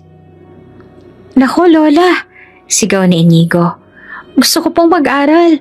Gusto ko pong matutong magsalita ng English na madaming R. Napangiti si Doña Amparo. Apo, tuturuan ka ng mga guro sa exclusive academy at huwag ka mag-aalala, hindi ka naaapihin. Hindi kung ako magpapakilala bilang lola mo. Mula sa araw na yon nabuksan ng isang bagong pahina. Hindi pa perpekto ang relasyon. May lamig pa rin bumabalot kay Doña Amparo, lalo kapag si Elena ang kausap. Pero sa bawat pagyakap ni Inigo, natutunaw ang mga relo. Sa bawat lola, napapalitan ng aliwalas ang dating mapagmataas sa mukha. At sa unang pagkakataon sa mahabang panahon, sabay-sabay silang naupo sa hapag. Sa gitna ng katahimikan, maririnig lamang ang huni ng kutsara sa pinggan at ang maliliit na tawa ni Inigo habang kinakwento ang araw niya. Sa puso ni Elena, sapat na ang maliit na milagro. Ang pagkilala, ang pagyakap, ang pag-asa. Ang grand ballroom ng De Silvestre Hotel ay puno ng puting bulaklak, gintong kortina, at mga chandeliers na tila bituin sa kisame. Isang ingranding selebrasyon ng idinaos, ang 40th wedding anniversary ni na Doña Amparo at Don Hernan. Lahat ng mga kaibigan sa alta sosyedad ay naroon. May mga alingas nga sa paligid, ngunit walang nakakaramdam kung anong pagsabog ng emosyon na magaganap. Si Elena ay nakaayos pero hindi labis. Simpleng bestidang kulay perlas at buhok na malumanay lang ang pagbagsak. Sa sulok, siya umupo sa tabi ni Inigo, habang si Ramon naman ay abalang tinatanggap ang mga bisita bilang tagapagmana ng De Silvestre Group. Ang daming mayayaman dito, Mama. Bulong ni Inigo. Pero ikaw pa rin ang pinakamaganda. Napangiti si Elena. Salamat anak. Basta ikaw ang nagsabi, totoo yan. Maya-maya pa'y humawak sa mikropono si Ramon. Magandang gabi po sa inyong lahat, panimula niya, habang nakatingin sa kanyang ama't ina. Ngayong gabi, sinasaluduhan natin ang 40 taong pagsasama ng aking mga magulang. Isang matatag na pag-iibigan na nagsilbing inspirasyon sa marami. Palakpakan, masigabong hiyawan, ngunit hindi pa doon natapos ang sorpresa. Huminga ng malalim si Ramon. At ngayong gabi rin po, nais kong sundan ang yapak nila, ang yapak ng tunay na pag-ibig. Napakunot noo si Doña Amparo. Si Elena naman ay nanigas sa kinakaupuan. Tumango si Ramon sa event coordinator. Biglang nagpalit ng musika. Ang malambing na classical ay napalitan ng romantikong wedding instrumental. Ang mga ilaw ay tumutok sa gitna ng entablado, kung saan may naglatag ng puting aisle. Hinihiling ko po sa babaeng mahal ko, pagpapatuloy pa ni Ramon, na lumakad papunta sa akin. Hindi bilang kasambahay, kundi bilang ina ng aking anak, kundi bilang babaeng aking pakakasalan. Napasingha pa mga tao, may mga humawak sa dibdib, may mga nagtulakan para makakuha ng magandang view. Si Elena halos matumba sa kinauupuan. Ramon, mahinang bulong niya. Lumapit si Inigo at hinila ang kamay ng ina. Mama, totoo ba to? Ikakasal kayo ni Papa? Ngayon? Si Ramon ay nakangiti, tila walang takot. Ngayong gabi, Elena, sa harap ng lahat, gusto kong marinig mo mula sa akin. Ikaw ang pangarap ko. At hindi na ako papayag na wawala kang muli. Naluha si Elena, pero hindi pa rin siya gumalaw. Hindi ako handa. Nanginginig niyang bulong. Hindi mo kailangang maging handa, sagot ni Ramon. Dahil ako ang lalaban para sa'yo. Ako magtutuwid ng lahat ng malinoon. Umakyat si Inigo sa entablado, dala-dala ang maliit na bulaklak. Mama, please. Walang ibang narinig sa ballroom kundi ang musika tibok ng puso ni Elena. Sa wakas, tumayo siya at ang bawat hakbang niya ay sinabayan ng palakpakan, pagbagsak ng luha at pagkagulat ng mga bisita. Pagdating niya sa altar, sinalubong siya ni Ramon ng matamis na ngiti. Ikaw lang ang gusto kong makasama habang buhay. At hindi na kita pakakawalan, Elena. Naglabasan ng mga bridesmaids at groomsmen. Pawang mga empleyado ni Ramon na lihim niyang inihanda. May pari na ring naroroon, nakahanda sa biglaang seremonya. Ramon at Elena, simula ng pare. Sa harap ng Diyos at ng mga taong mahalaga sa inyo, kayo ba ay nagpapasyang ipagkaloob ang buong puso ninyo sa isa't isa? Sagot mo, Mama! Sigaw ni Inigo. Tumawa ang mga bisita. Opo, sagot ni Elena ng may ngiti at luha. Opo, sagot din ni Ramon, sabay hawak sa kamay ng babae. Sa bisa ng ating pananampalataya at ng pagmamahal ninyo sa isa't isa, idinideklara ko kayong mag-asawa. Palakpakan, hiyawan, sigawan ng Kiss the Bride. At hinalikan ni Ramon si Elena sa noo, pisngi at sa labi. Puno ng respeto, pangakong walang iwanan at kasiguruhan na sa wakas, sila na ang magiging sentro ng sariling kwento nila. Sa sulok, si Doña Amparo ay tahimik. Hindi ngumiti pero hindi na rin umalis. Nakaupo siya. Hawak ang kanyang pamaypay ay hindi makatingin ng diretsyo. Ngunit hindi siya tumayo para tutulan ng kasal. Hindi na siya tumayo para itaboy ang kasambahay na ina ng kanyang apo. At iyon na ang sapat na pahintulot na kailangan ni Ramon. Sa dulo ng seremonya, lumapit si Inigo sa kanyang mga magulang at gumiti. Papa, Mama, kasal na kayo. Oo anak, sagot naman ni Elena. Buong-buo na tayo. Pero pwede pa rin po ba ako matulog sa gitna ninyo? Sabay ngisi ni Inigo. Tumawa sila. Habang ang mga ilaw ay unti-unting namatay at ang mga bisita ay nagbigay ng standing ovation sa pinaka hindi inaasahang wedding event ng taon, ang kasal ng isang CEO at dating kasambahay. Pero para kay Ramon, ito'y hindi basta kasal. Ito'y tagumpay ng puso laban sa takot. At sa wakas, may pamilyang buo na siyang uuwian. Ang araw ay sumikat sa ibabaw ng bagong tahanan ng pamilya de Silvestre sa Tagaytay. Isang eleganteng bahay na puno ng salamin, tanawin at katahimikan.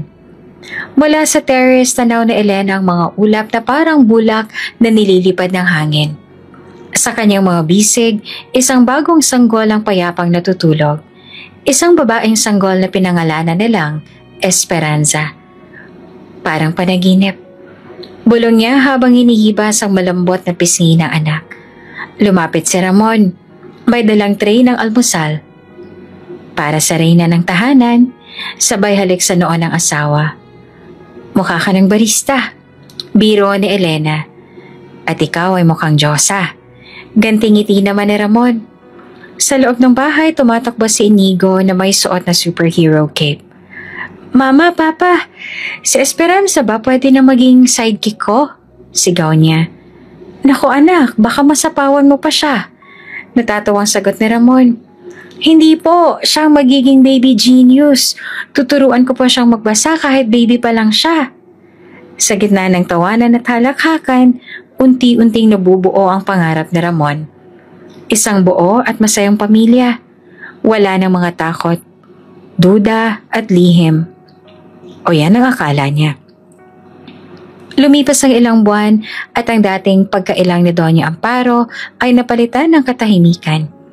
Hindi man siya palangiti tuwing kasama si Elena, hindi na rin siya palasaring. Madalas na rin siyang dumadalaw at kapag tahimik na lang, pinagmamasa ng mga bata habang naglalaro. Lola Amparo, lariin niyo po kami. Sigaw ni Inigo isang hapon. Hindi ako marunong dyan. Malamig na sagot naman ng matanda.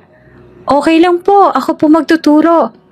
At hinila ni Inigo ang kanyang lola. Hindi makapalag si Doña Amparo. Sa kabila ng kanyang pagkukunwari, may unti-unting paghina sa loob. Tuwing naririnig niya ang tawa ng bata, tuwing nakikita niyang tahimik na nakatingin si Elena sa kanya habang may bitbit na bata sa kandungan, may bahagi ng kanyang pusong matagal nang tinik na tila humuhulas. Isang gabi sa kwarto niya, pinagmasdan niya ang isang lumang litrato. Siya, si Ramon at si Elena, nasa sulok, nakaalalay sa isang company event. Mahigit isang dekada na ang nakalilipas. Hindi ko dapat hinusgahan agad ang babaeng yan. Bulong niya sa sarili. Ngunit hindi pa rin niya magawang masabi ang buong katotohanan. Ang sekreto ng kanyang pagkakautang ng buhay kay Elena. Samantala sa bahay nila Ramon at Elena, unti-unting nabubuo ang mga bagong tradisyon. Tuwing Sabado may pancake breakfast si Inigo at Ramon. Tuwing Linggo si Elena ang naghahanda ng family garden day. At gabi-gabi, sabay-sabay silang nagdadasal. Hawak kamay sa kwarto ng mga bata. Mama, Papa, kailan pwedeng matulog si Esperanza sa kwarto ko? Tanong ni Inigo. Kapag hindi ka na nahuhulog sa kama. Biro pa ni Elena. Ngunit sa kabila ng katahimikan at saya, may nananatiling tanong kay Ramon. Hindi niya pa rin lubos maintindihan kung bakit tila hindi pa rin buo ang pagtanggap ng ina niya. Ngunit dahil sa tuwing nagkikita sila ay hindi na nag-aaway, pinili niyang huwag na lang gambalain pa. Isang gabi habang natutulog si Elena, tinabihan siya ni Doña Amparo sa sala. Tahimik ang paligid at ang bugso ng malamig na hangin mula sa bukas sa bintana ay sumasabay sa mga hindi masabi. Maraming salamat. Mahina at matigas na tinig ni Doña Amparo.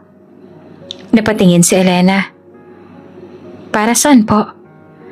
Sa pagbigay sa anak ko ng tahanang hindi ko na ibigay. Hindi agad nakasagot si Elena. Ngunit sa loob-loob niya, alam niyang iyon ay isang uri ng pahaging, ng pagsisisi o ng kapatawaran. Hindi ko hiniling ang yaman.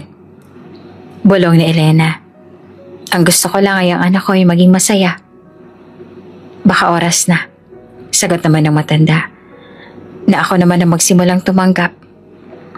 Hindi dahil gusto kong matalo, kundi dahil pagod na rin akong lumaban. Naiyak si Elena, ngunit hindi siya nagpakita ng kahinaan. Tumangulang siya at muli binalikan ng pagkakaupo sa sofa habang pinagmamasdan ng buwan. Sa mga susunod na linggo, naging regular ang dalaw ni Doña Amparo.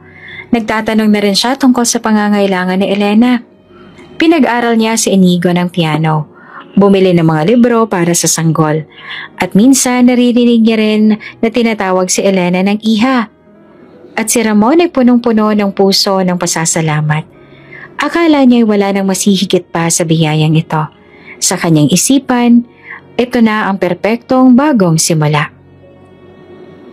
Mainit ang araw noon, ngunit mas mainit ang pangyayaring hindi inaasahan. Habang nasa business trip si Ramon sa Cebu para sa groundbreaking ng bagong proyekto ng kanilang kumpanya, naiwan si Elena sa inuupahang bahay nila sa San Rafael kasama si Inigo at ang kasambahay. Isang simpleng araw na sana'y mapayapa, ngunit may ilang wiring sa kisame ng bahay na hindi nila alam na delikado pala. Bandang hapon, nagsimula ang trahedya. Nagkakuryente sa isang saksakan sa kusina. Mabilis na kumalat ang apoy. Habang ang kasambahay napalabas agad si Inigo. Si Elena naman ay naiwan sa loob. Pilit inililigtas ang mga larawan nila ni Ramon, ang mga damit ng anak at ilang importanteng gamit. Elena! Sigaw ng mga kapitbahay sa labas habang sumisigaw si Inigo. Nanginginig at umiiyak. Ma! Makapal na ang usok. Mainit ang paligid. Pero sa huling sandali, nakita nilang lumabas si Elena. May tapis ng basang kumot, ngunit may bahid ng itim ang katawan. Sa kanyang kanang pisngi, leeg at bahagi ng braso pulang-pula, sunog at basag ang balat. Sa ospital, opo, ligtas siya, pero kailangan po nating gamutin agad ang balat niya. May posibilidad na maiwan ang peklat. Paliwanag ng doktor kay Ramon, nakararating lang mula sa airport, hulas at nanlalamig. Hindi niya inenda ang trapiko o ang init ng panahon. Agad siyang pumasok sa emergency room. At sa unang pagkakataon, nakita niyang mukha ni Elena. Balot ang benda at tila tuluyang nawala ang dating kinang sa kanyang mga mata. Elena, mahina niyang sambit na halos pabulong. Tumulong luha ni Elena. Hindi dahil sa sakit ng sunog, kundi sa sakit ng pakiramdam na marumi na siya, na hindi na siya karapat-dapat mahalin. Ayoko na sanang lumabas, Ramon. Huwag mo na akong ipapakilala sa kahit sino. Ilang linggong lumipas, bumalik si Elena sa bahay nila ni Ramon, na ngayon ay mas malaki pa at mas maganda. Ngunit tila hindi na siya ang dating Elena. Lagi siyang may suot na belo o malaking salamin. Hindi na siya lumalabas. Sa tuwing titingin sa salamin, nilulunok niya ang luha. Hindi ka kailanman naging pangit, Elena. Paulit-ulit na sinasabi ni Ramon habang niyiyakap siya. Ang sugat ay paalala ng katapangan mo. Ngunit hindi sapat ang mga salita. Ang iniwan ng apoy ay hindi lang sa balat, kundi sa loob, sa kanyang pagkatao. Dumating ang imbitasyon. Isang malaking gala event ng mga elite sa lipunan. Si Ramon ay awardee bilang Most Outstanding Young CEO. Inaasahan ng lahat na ipapakilala niya na sa wakas ang kanyang asawa. Dapat pa bang sumama ako? Tanong ni Elena. Hindi tumitingin sa salamin. Hindi ka lang dapat sumama. Ikaw ang dapat nasa tabi ko. Sagot ni Ramon na buong tapang. Kahit mabigat ang dibdib, sumama si Elena. Nakagown siya, may belo, may make-up, ngunit hindi sapat para itago ang mga bakas ng sunog sa kanyang mukha. Pinilit niyang ngumiti sa kabila ng mga matang mapanghusga. Sa gala, lahat ay nakaputi. Makikinis ang balat. Mababango, sosyal. Pagdating nila, natahimik ang paligid. Naglakad si Ramon at Elena na magkahawak kamay, pero ang bulungan ay hindi napigilan. Ayun na yata yung asawa ni Ramon. Bakit parang may sugat ang mukha? Yan bang pinakasalan niya? Dati siyang kasambahay, diba? Maliit na halakak. Isang mapanghusgang tingin. Isang babaeng alta ang napabulong. Kahit kailan hindi talaga pwedeng ipilit ang isang hampas lupa sa mundo natin. Umigting ang dibdib ni Elena. Para siyang sinampal sa harap ng madla. Hindi na siya nakatingin sa mga mata ng tao. Parang gusto niyang sumigaw. Tumakbo, magtago. Ngunit naramdaman niya ang kamay ni Ramon na mas lalong humigpit sa pagkahawak sa kanya. Tumayo ito sa harap ng lahat at inabot ang mikropono. Ladies and gentlemen, panimula niya. Ito si Elena, ang babaeng hindi lang nagturo sa akin kung paano magmahal, kundi ang babaeng nagligtas sa sarili naming anak sa gitna ng sunog. Siya ang asawa ko. At kung hindi niyo siya kayang tingnan ng may respeto, ako mismo ang lalakad palayo sa inyo. Tahimik, walang kumibo. Ang ilan ay napahiya. Ang iba na may tahimik na lumingon sa kabilang direksyon. Tumulo ang luha ni Elena. Hindi siya sigurado kung luha iyon ng hiya o ng tapang.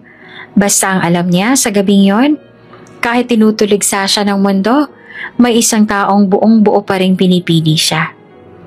Sa sasakyan pa uwi, hindi mo naman kailangang patunayan kahit kaninong halaga mo, Elena. Sambit ni Ramon habang hinahaplas ang kamay ng asawa. Pero ang dami kong peklat.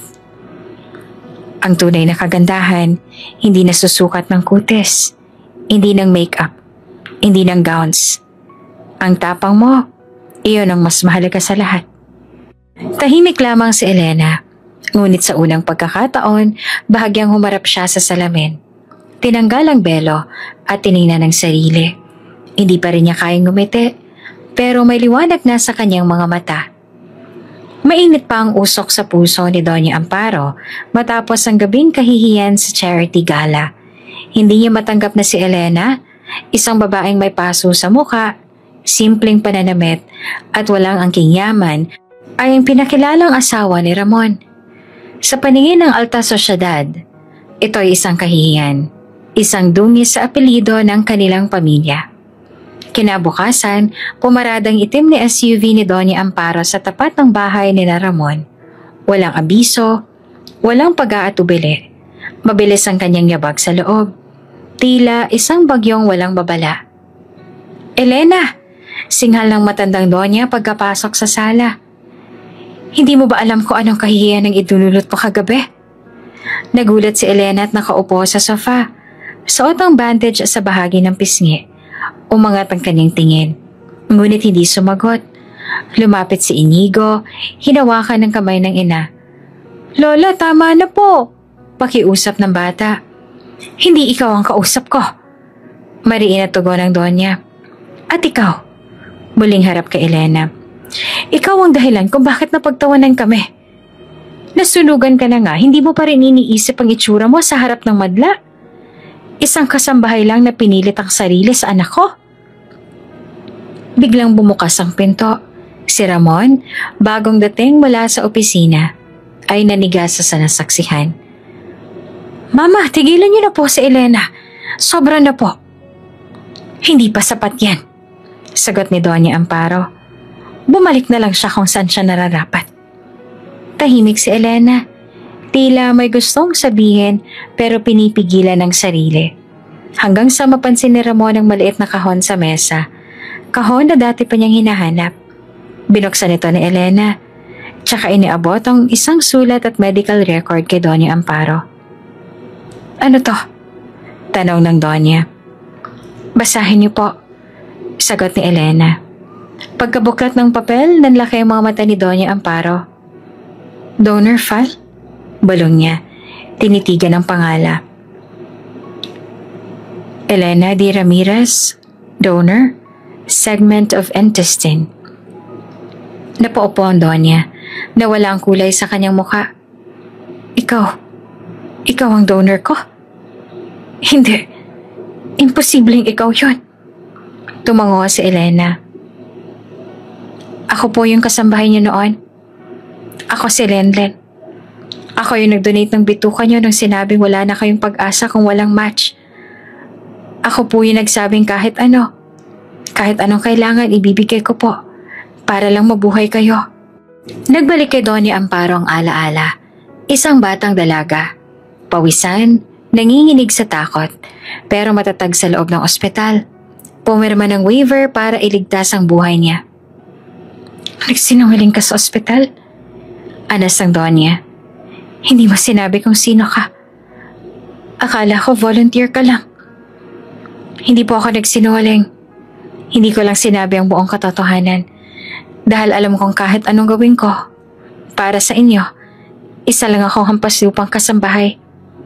Napaluhod si Ramon sa tabi ng ina. Mama, siyang dahilan kung bakit buhay pa kayo. Siya rin ang babaeng pinilit yung palayasin sa buhay ko noon. Tahimik ang buong sala.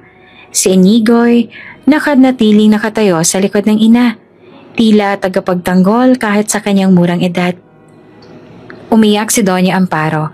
Hindi mapigilang lumabas ang luha. Luha ng pagkagulat, ng hiya, at ng matinding pagsisisi. Elena, kung noon ko lang nalaman, kung alam ko lang. Pinatawad ko na kayo noon pa man, balong ni Elena. Pero hindi ko akalaing magtatagpo pa ulit ang landas natin. Hindi ko sinasadya. Nagkataon lang. Hindi ito pagkakataon. Singit naman ni Ramon. Tadhana nang nagpasya. At kung galit kayo kay Elena, pati ako na rin. Dala ko ang pumayag noon na piliin ang takot kaysa sa pagmamahal. Lumapit si Doña Amparo kay Inigo. Dahan-dahang hinawakan ang balikat ng bata. Patawarin mo si Lola. Mahina niyang sabi. Kung naging matigas ang puso ko noon, sana ngayon matuto ng magmahal muli. Napaluha si Inigo. Tumango siya at niyakap ang lola sa unang pagkakataon. Unti-unting bumigat ang eksena sa luha, pero gumaan ang bawat dibdib na matagal nang may dinadala. Tumayo si Elena. Lumapit kay Doña Amparo at walang alinlangan, hinawakan ang kamay nito. Hindi ko po hinihingi ang pag-ibig ninyo, pero sana po, bigyan niyo kami ng pagkakataong ipakita kung anong klaseng pamilya ang kaya naming buuin. Tahimik na tumango ang Donya. At sa araw na yon, walang salitang sapat Pero sapat na ang luha, yakap at katotohanan sa kabila ng lahat ng sakit, may natitirang espasyo sa puso para sa pagtanggap. Tahimik ang buong bahay ng Alcaraz. Ang dating tahanang puno ng halakhakan at masiglang kwentuhan, ngayon ay binalot ng malamig na katahimikan. Ang dating makapangyarihang si Ramon Alcaraz, CEO ng Alcaraz Group of Companies, ay tila isang multo ng kanyang dating sarili. Nasa loob siya ng kanyang silid, nakaupo sa gilid ng kama. Tila walang gana sa buhay. Namumutla ang kanyang mukha at halatang hindi na kumakain ng maayos. Ang mga mata niyang laging malalim, ang pagkakatitig sa kawalan, tila may mabigat na pasaning hindi maibulalas. Sir Ramon, kakain na po sana tayo. Mahina at magalang na bulong ng isa sa mga kasambahay. Ngunit hindi siya sumagot. Tumingin lang siya sa bintana na tila may inaasahang sagot mula sa katahimikan. Sa ibaba naman si Elena ay tahimik na pinapahid ang mga luha habang inaasikaso ang mga sulat at dokumentong padala ng kumpanya. Halos araw-araw may natatanggap silang notices, pag-freeze ng assets, board review, mga imbitasyon para sa emergency meeting na hindi masagot na Ramon. Hindi na siya ang dati. Bulong ni Elena kay Doña Amparo habang inaasikaso ang gamot ng kanyang anak. Simula nang bumagsak ang flagship project nila, tila hindi na siya muling huminga ng malalim. Huwag mo siyang husgahan, iha, sagot ng Donya. Bagamat halatang nag-aalala rin. Lahat ng lalaki may punto sa buhay na dudurog sa kanilang kumpiyansa. Pero si Ramon, hindi siya madaling talunin. Ngunit ang sinabi ni Doña Amparo ay salungat sa nakikita nila sa araw-araw. Si Ramon ay hindi nagsishave. Hindi na rin bumababa para kumain. Ang isang simpleng tanong mula kay Inigo ay nagdudulot ng matagal na katahimikan. Papa, ayaw mo na po ba sa amin? Minsang tanong ng bata habang may luhang pumapatak sa pisngi. Ngunit walang sagot si Ramon. Anak, huwag mong isipin ganon.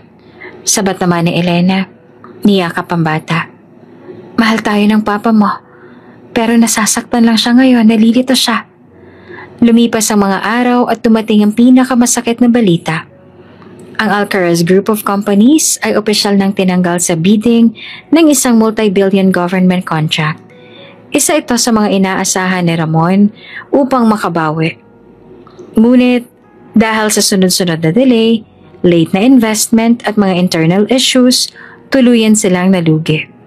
Maging ang board of directors ay nagpatawag na ng pagpupulong, ngunit tumanggi si Ramon na humarap. Hindi ko kayang tingnan sila sa mata. Aniya kay Elena. Paano ko haharap bilang CEO kung hindi ko malang maliligtas ang sarili kong proyekto? Lumapit si Elena, lumuhod sa harap niya at hinawakan ng kanyang kamay. Hindi proyekto ang kailangan naming iligtas, Ramon. Ikaw. Ngunit imbes na sagutin, tumalikod si Ramon. Tinakpan ang una ng muka at dahan-dahang umiyak. Sa kabila ng lahat, patuloy ang suporta ni na Elena at Inigo. Pinilit nilang panatilihing buo ang tahanan. Kahit wala ng kasiguraduhan ng kinabukasan. Isang gabi, habang tulog si Ramon, lumapit si Elena kay Doña Amparo sa veranda. Hindi ko alam kung gaano pa siya magtatagal sa ganyang kalagayan. Bulong niya. Ang lalaking minsan kong minahal na puno ng pangarap. Ngayon ay parang nawala ng layunin. Tahimik lang si Doña Amparo. Saglit na nag-isip bago sumagot. Alam mo ba? Panimula niya. Noong bata pa si Ramon, minsan siyang nilagnat ng matindi. Halos umabot ng 40 ang lagnat niya. Sa sobrang takot ko, binalot ko siya ng malamig na kumot at iniyakan ko buong gabi. Pero nang magising siya, patuloy na matanda. Ang una niyang sinabi ay, Ma, huwag kang matakot, kaya ko to. At nalaman ko noon pa lang, hindi siya sumusuko. Napaluha si Elena. Pero paano ko ngayon? Hindi niya na masabing kaya niya pa. Saglit na katahimikan. Kung ganon, ani Doña Amparo, baka panahon na para tayong magsabi sa kanya niyon. Kinabukasan sa harap ng salaming malamlam ang refleksyon ni Ramon, pumasok si Elena. May dala itong lumang folder. Doon nakasulat ang mga plano ng kanilang simpleng buhay. Larawan nila ni Inigo, sulat ng bata nung una siyang tinanggap sa eskwelahan. Alam mo Ramon, ani Elena, hindi negosyo ang una mong pinangarap, pamilya. Dahan-dahang umagos ang luha sa mata ni Ramon. Tumingin siya sa larawan ni Inigo at saka pumikit. Paano kung hindi na ako sapat? Mahina niyang tanong. Huwag mong alisin sa amin ang lalaki nagturo sa aming lumaban. Sagot ni Elena. Hindi kailangan ng perpektong CEO. Ang kailangan lang namin, ang asawa at amang bumabangon. Sa unang pagkakataon sa maraming araw, tumango si Ramon. Tumayo siya, hinubad ang lumang polo na suot-suot buong linggo at huminga ng malalim. Hindi pa siya handang muling humarap sa mundo. Pero ngayon, handa na siyang harapin ang kanyang sarili. Mula sa mga abo ng pagbagsak, sumisibol ang bagong pag-asa. Habang patuloy ang pakikibakan ni Ramon na ibalik ang kanyang sarili sa anyo ng dati, tahimik naman na gumagalaw si Inigo. Isang araw habang naglilinis ang silid-aklatan, napansin niyang may luma at makapal na libro ng business strategies na bukas sa gitna. Doon niya nabasa ang isang simpleng konsepto na tila naiintindihan niya. Value creation through community-based innovation. Lola Amparo? Tanong niya habang nagsasali ng tsa sa veranda. Paano po nabubuo ang isang negosyo kung wala kang puhunan? Napalingon ang matanda. Bakit mo naman itanong, Apo? May naisip lang po ko tungkol sa palengke. Tila nasabik si Doña Amparo. Sige nga, ipagpatuloy mo. Di ba po doon ako galing? Tumingin si Inigo sa kanya. Ang dami pong basura.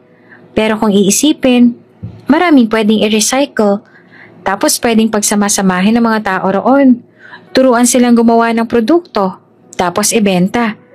May kita na sila, may produkto pang kumpanya. Napatingin si Doña Amparo sa kanya. Nagulat sa pagiging organisado ng ideya. Gusto mong gumawa ng negosyo? Base sa karanasan mo sa kalsada? Bulong nito. Hindi po negosyo lang, kundi kabuhayan. Para sa mga bata na katulad ko noon. Kinabukasan, bitbit ni Inigo ang notebook niyang puno ng sketches, flowcharts at budget estimates. Maayos ang pagkakalatag. May plano ng Eco Hope, isang side company na tutulong sa mga basura-based livelihood communities na siya rin ang maglalatag. May logo pa. Simpleng kamay na may dahon sa gitna. Pinatawag ni Doña Amparo ang mga natitirang board members ng Alcaraz Group. At sa harap ng malalaking pangalan, inilatag ng batang basurero ang kanyang ideya. Good morning po, ako po si Inigo. Hindi ako graduate ng business school, pero graduate po ako ng lansangan.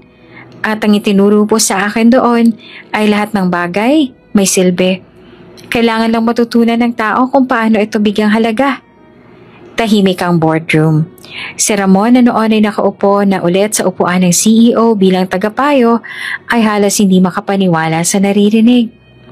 Habang nagsasalita si Inigo, ipinakita niya ang mga larawan ng mga kabataang nangangalakal at kung paanong sa ilalim ng proyektong Eco Hope, maaari silang maging empleyado. Hindi ng isang korporasyon, kundi ng panibagong kinabukasan. Innovation doesn't always need technology, ani Inigo. Sometimes, all it takes is someone who listens. Isang matandang board member ang tumango. Ginoo, ani niya. Ito ang pinakamabulahang business pitch na narinig ko sa buong buhay ko. Nang makuha nila ang paunang pondo mula sa internal resources ni Doña Amparo, agad isinulong ang pilot testing. Sa loob ng 2 buwan, tumaas ang visibility ng kumpanya sa media. Ang Alcaraz Group ay hindi na lamang isang negosyo, kundi isang social enterprise na gumugunita sa tunay na kahulugan ng malasakit at responsibilidad. Muling nabuhay ang kumpanya. Ang mga dati tumalikod sa kanila ay muling lumapit. May bagong partnership mula sa Department of Trade and Industry. Pati isang international NGO ay nagpahayag ng suporta. Ngunit ang pinaka-importanting sandali ay nang opisyal na tinipon ni Ramon ang buong kumpanya para sa isang espesyal na araw. Ngayong araw, panimula ni Ramon sa entablado, ay hindi tungkol sa akin. Hindi rin tungkol sa pagbabalik ng kumpanyang ito mula sa pagkakalugmok. Ngayong araw ay tungkol sa batang nagpapaalala sa ating lahat kung paano muling bumangon sa lupa. Tumango siya at inanyayahan si Inigo sa entablado. Mga kasama, sambit niya. Ang batang ito ay hindi lamang isang produkto ng kabutihang loob. Siya ang aking anak. At ngayon, sa harap ninyong lahat ay pinapakilala ko siya bilang the next generation CEO in training ng Alcaraz Group. Nagpalakpakan ng buong bulwagan. May mga luhang pumatak. Si Elena nasa gilid, halos hindi makapaniwala. Si Doña Amparo tahimik lang na nanonood. Ngunit sa loob ay may pusong punong-puno ng pag-asa at pagmamalaki. Pagkatapos ng programa, lumapit si Inigo kay Ramon at mahigpit siyang niyakap. Salamat, Papa, bulong niya. Hindi ako nagligtas sa kumpanyang to, anak, sagot ni Ramon. Ikaw. Habang palubog ang araw sa garden ng kanilang tahanan, magkakasabang kumain ng pamilya ni Ramon, Elena at Inigo. At ang bagong silang na kapatid ni Inigo. Tahimik ang hapunan, ngunit punong-puno ng pag-ibig. Kaya mo bang maging CEO kahit hindi ka marunong magkape? Biro ni Elena. Gagawa ko na lang po ng bagong flavor. Tsokolate para sa mga batang katulad ko. Sagot ni Inigo na may ngiti. Nagkatawanan sila. Wala nang bakas ng kahapon. At sa sulok ng veranda, habang pinapanood ang kanyang apoy na pangiti si Doña Amparo. Ang anak ng isang kasambahay, bulong niya, ay siya palang magiging pag-asa ng buong angkan.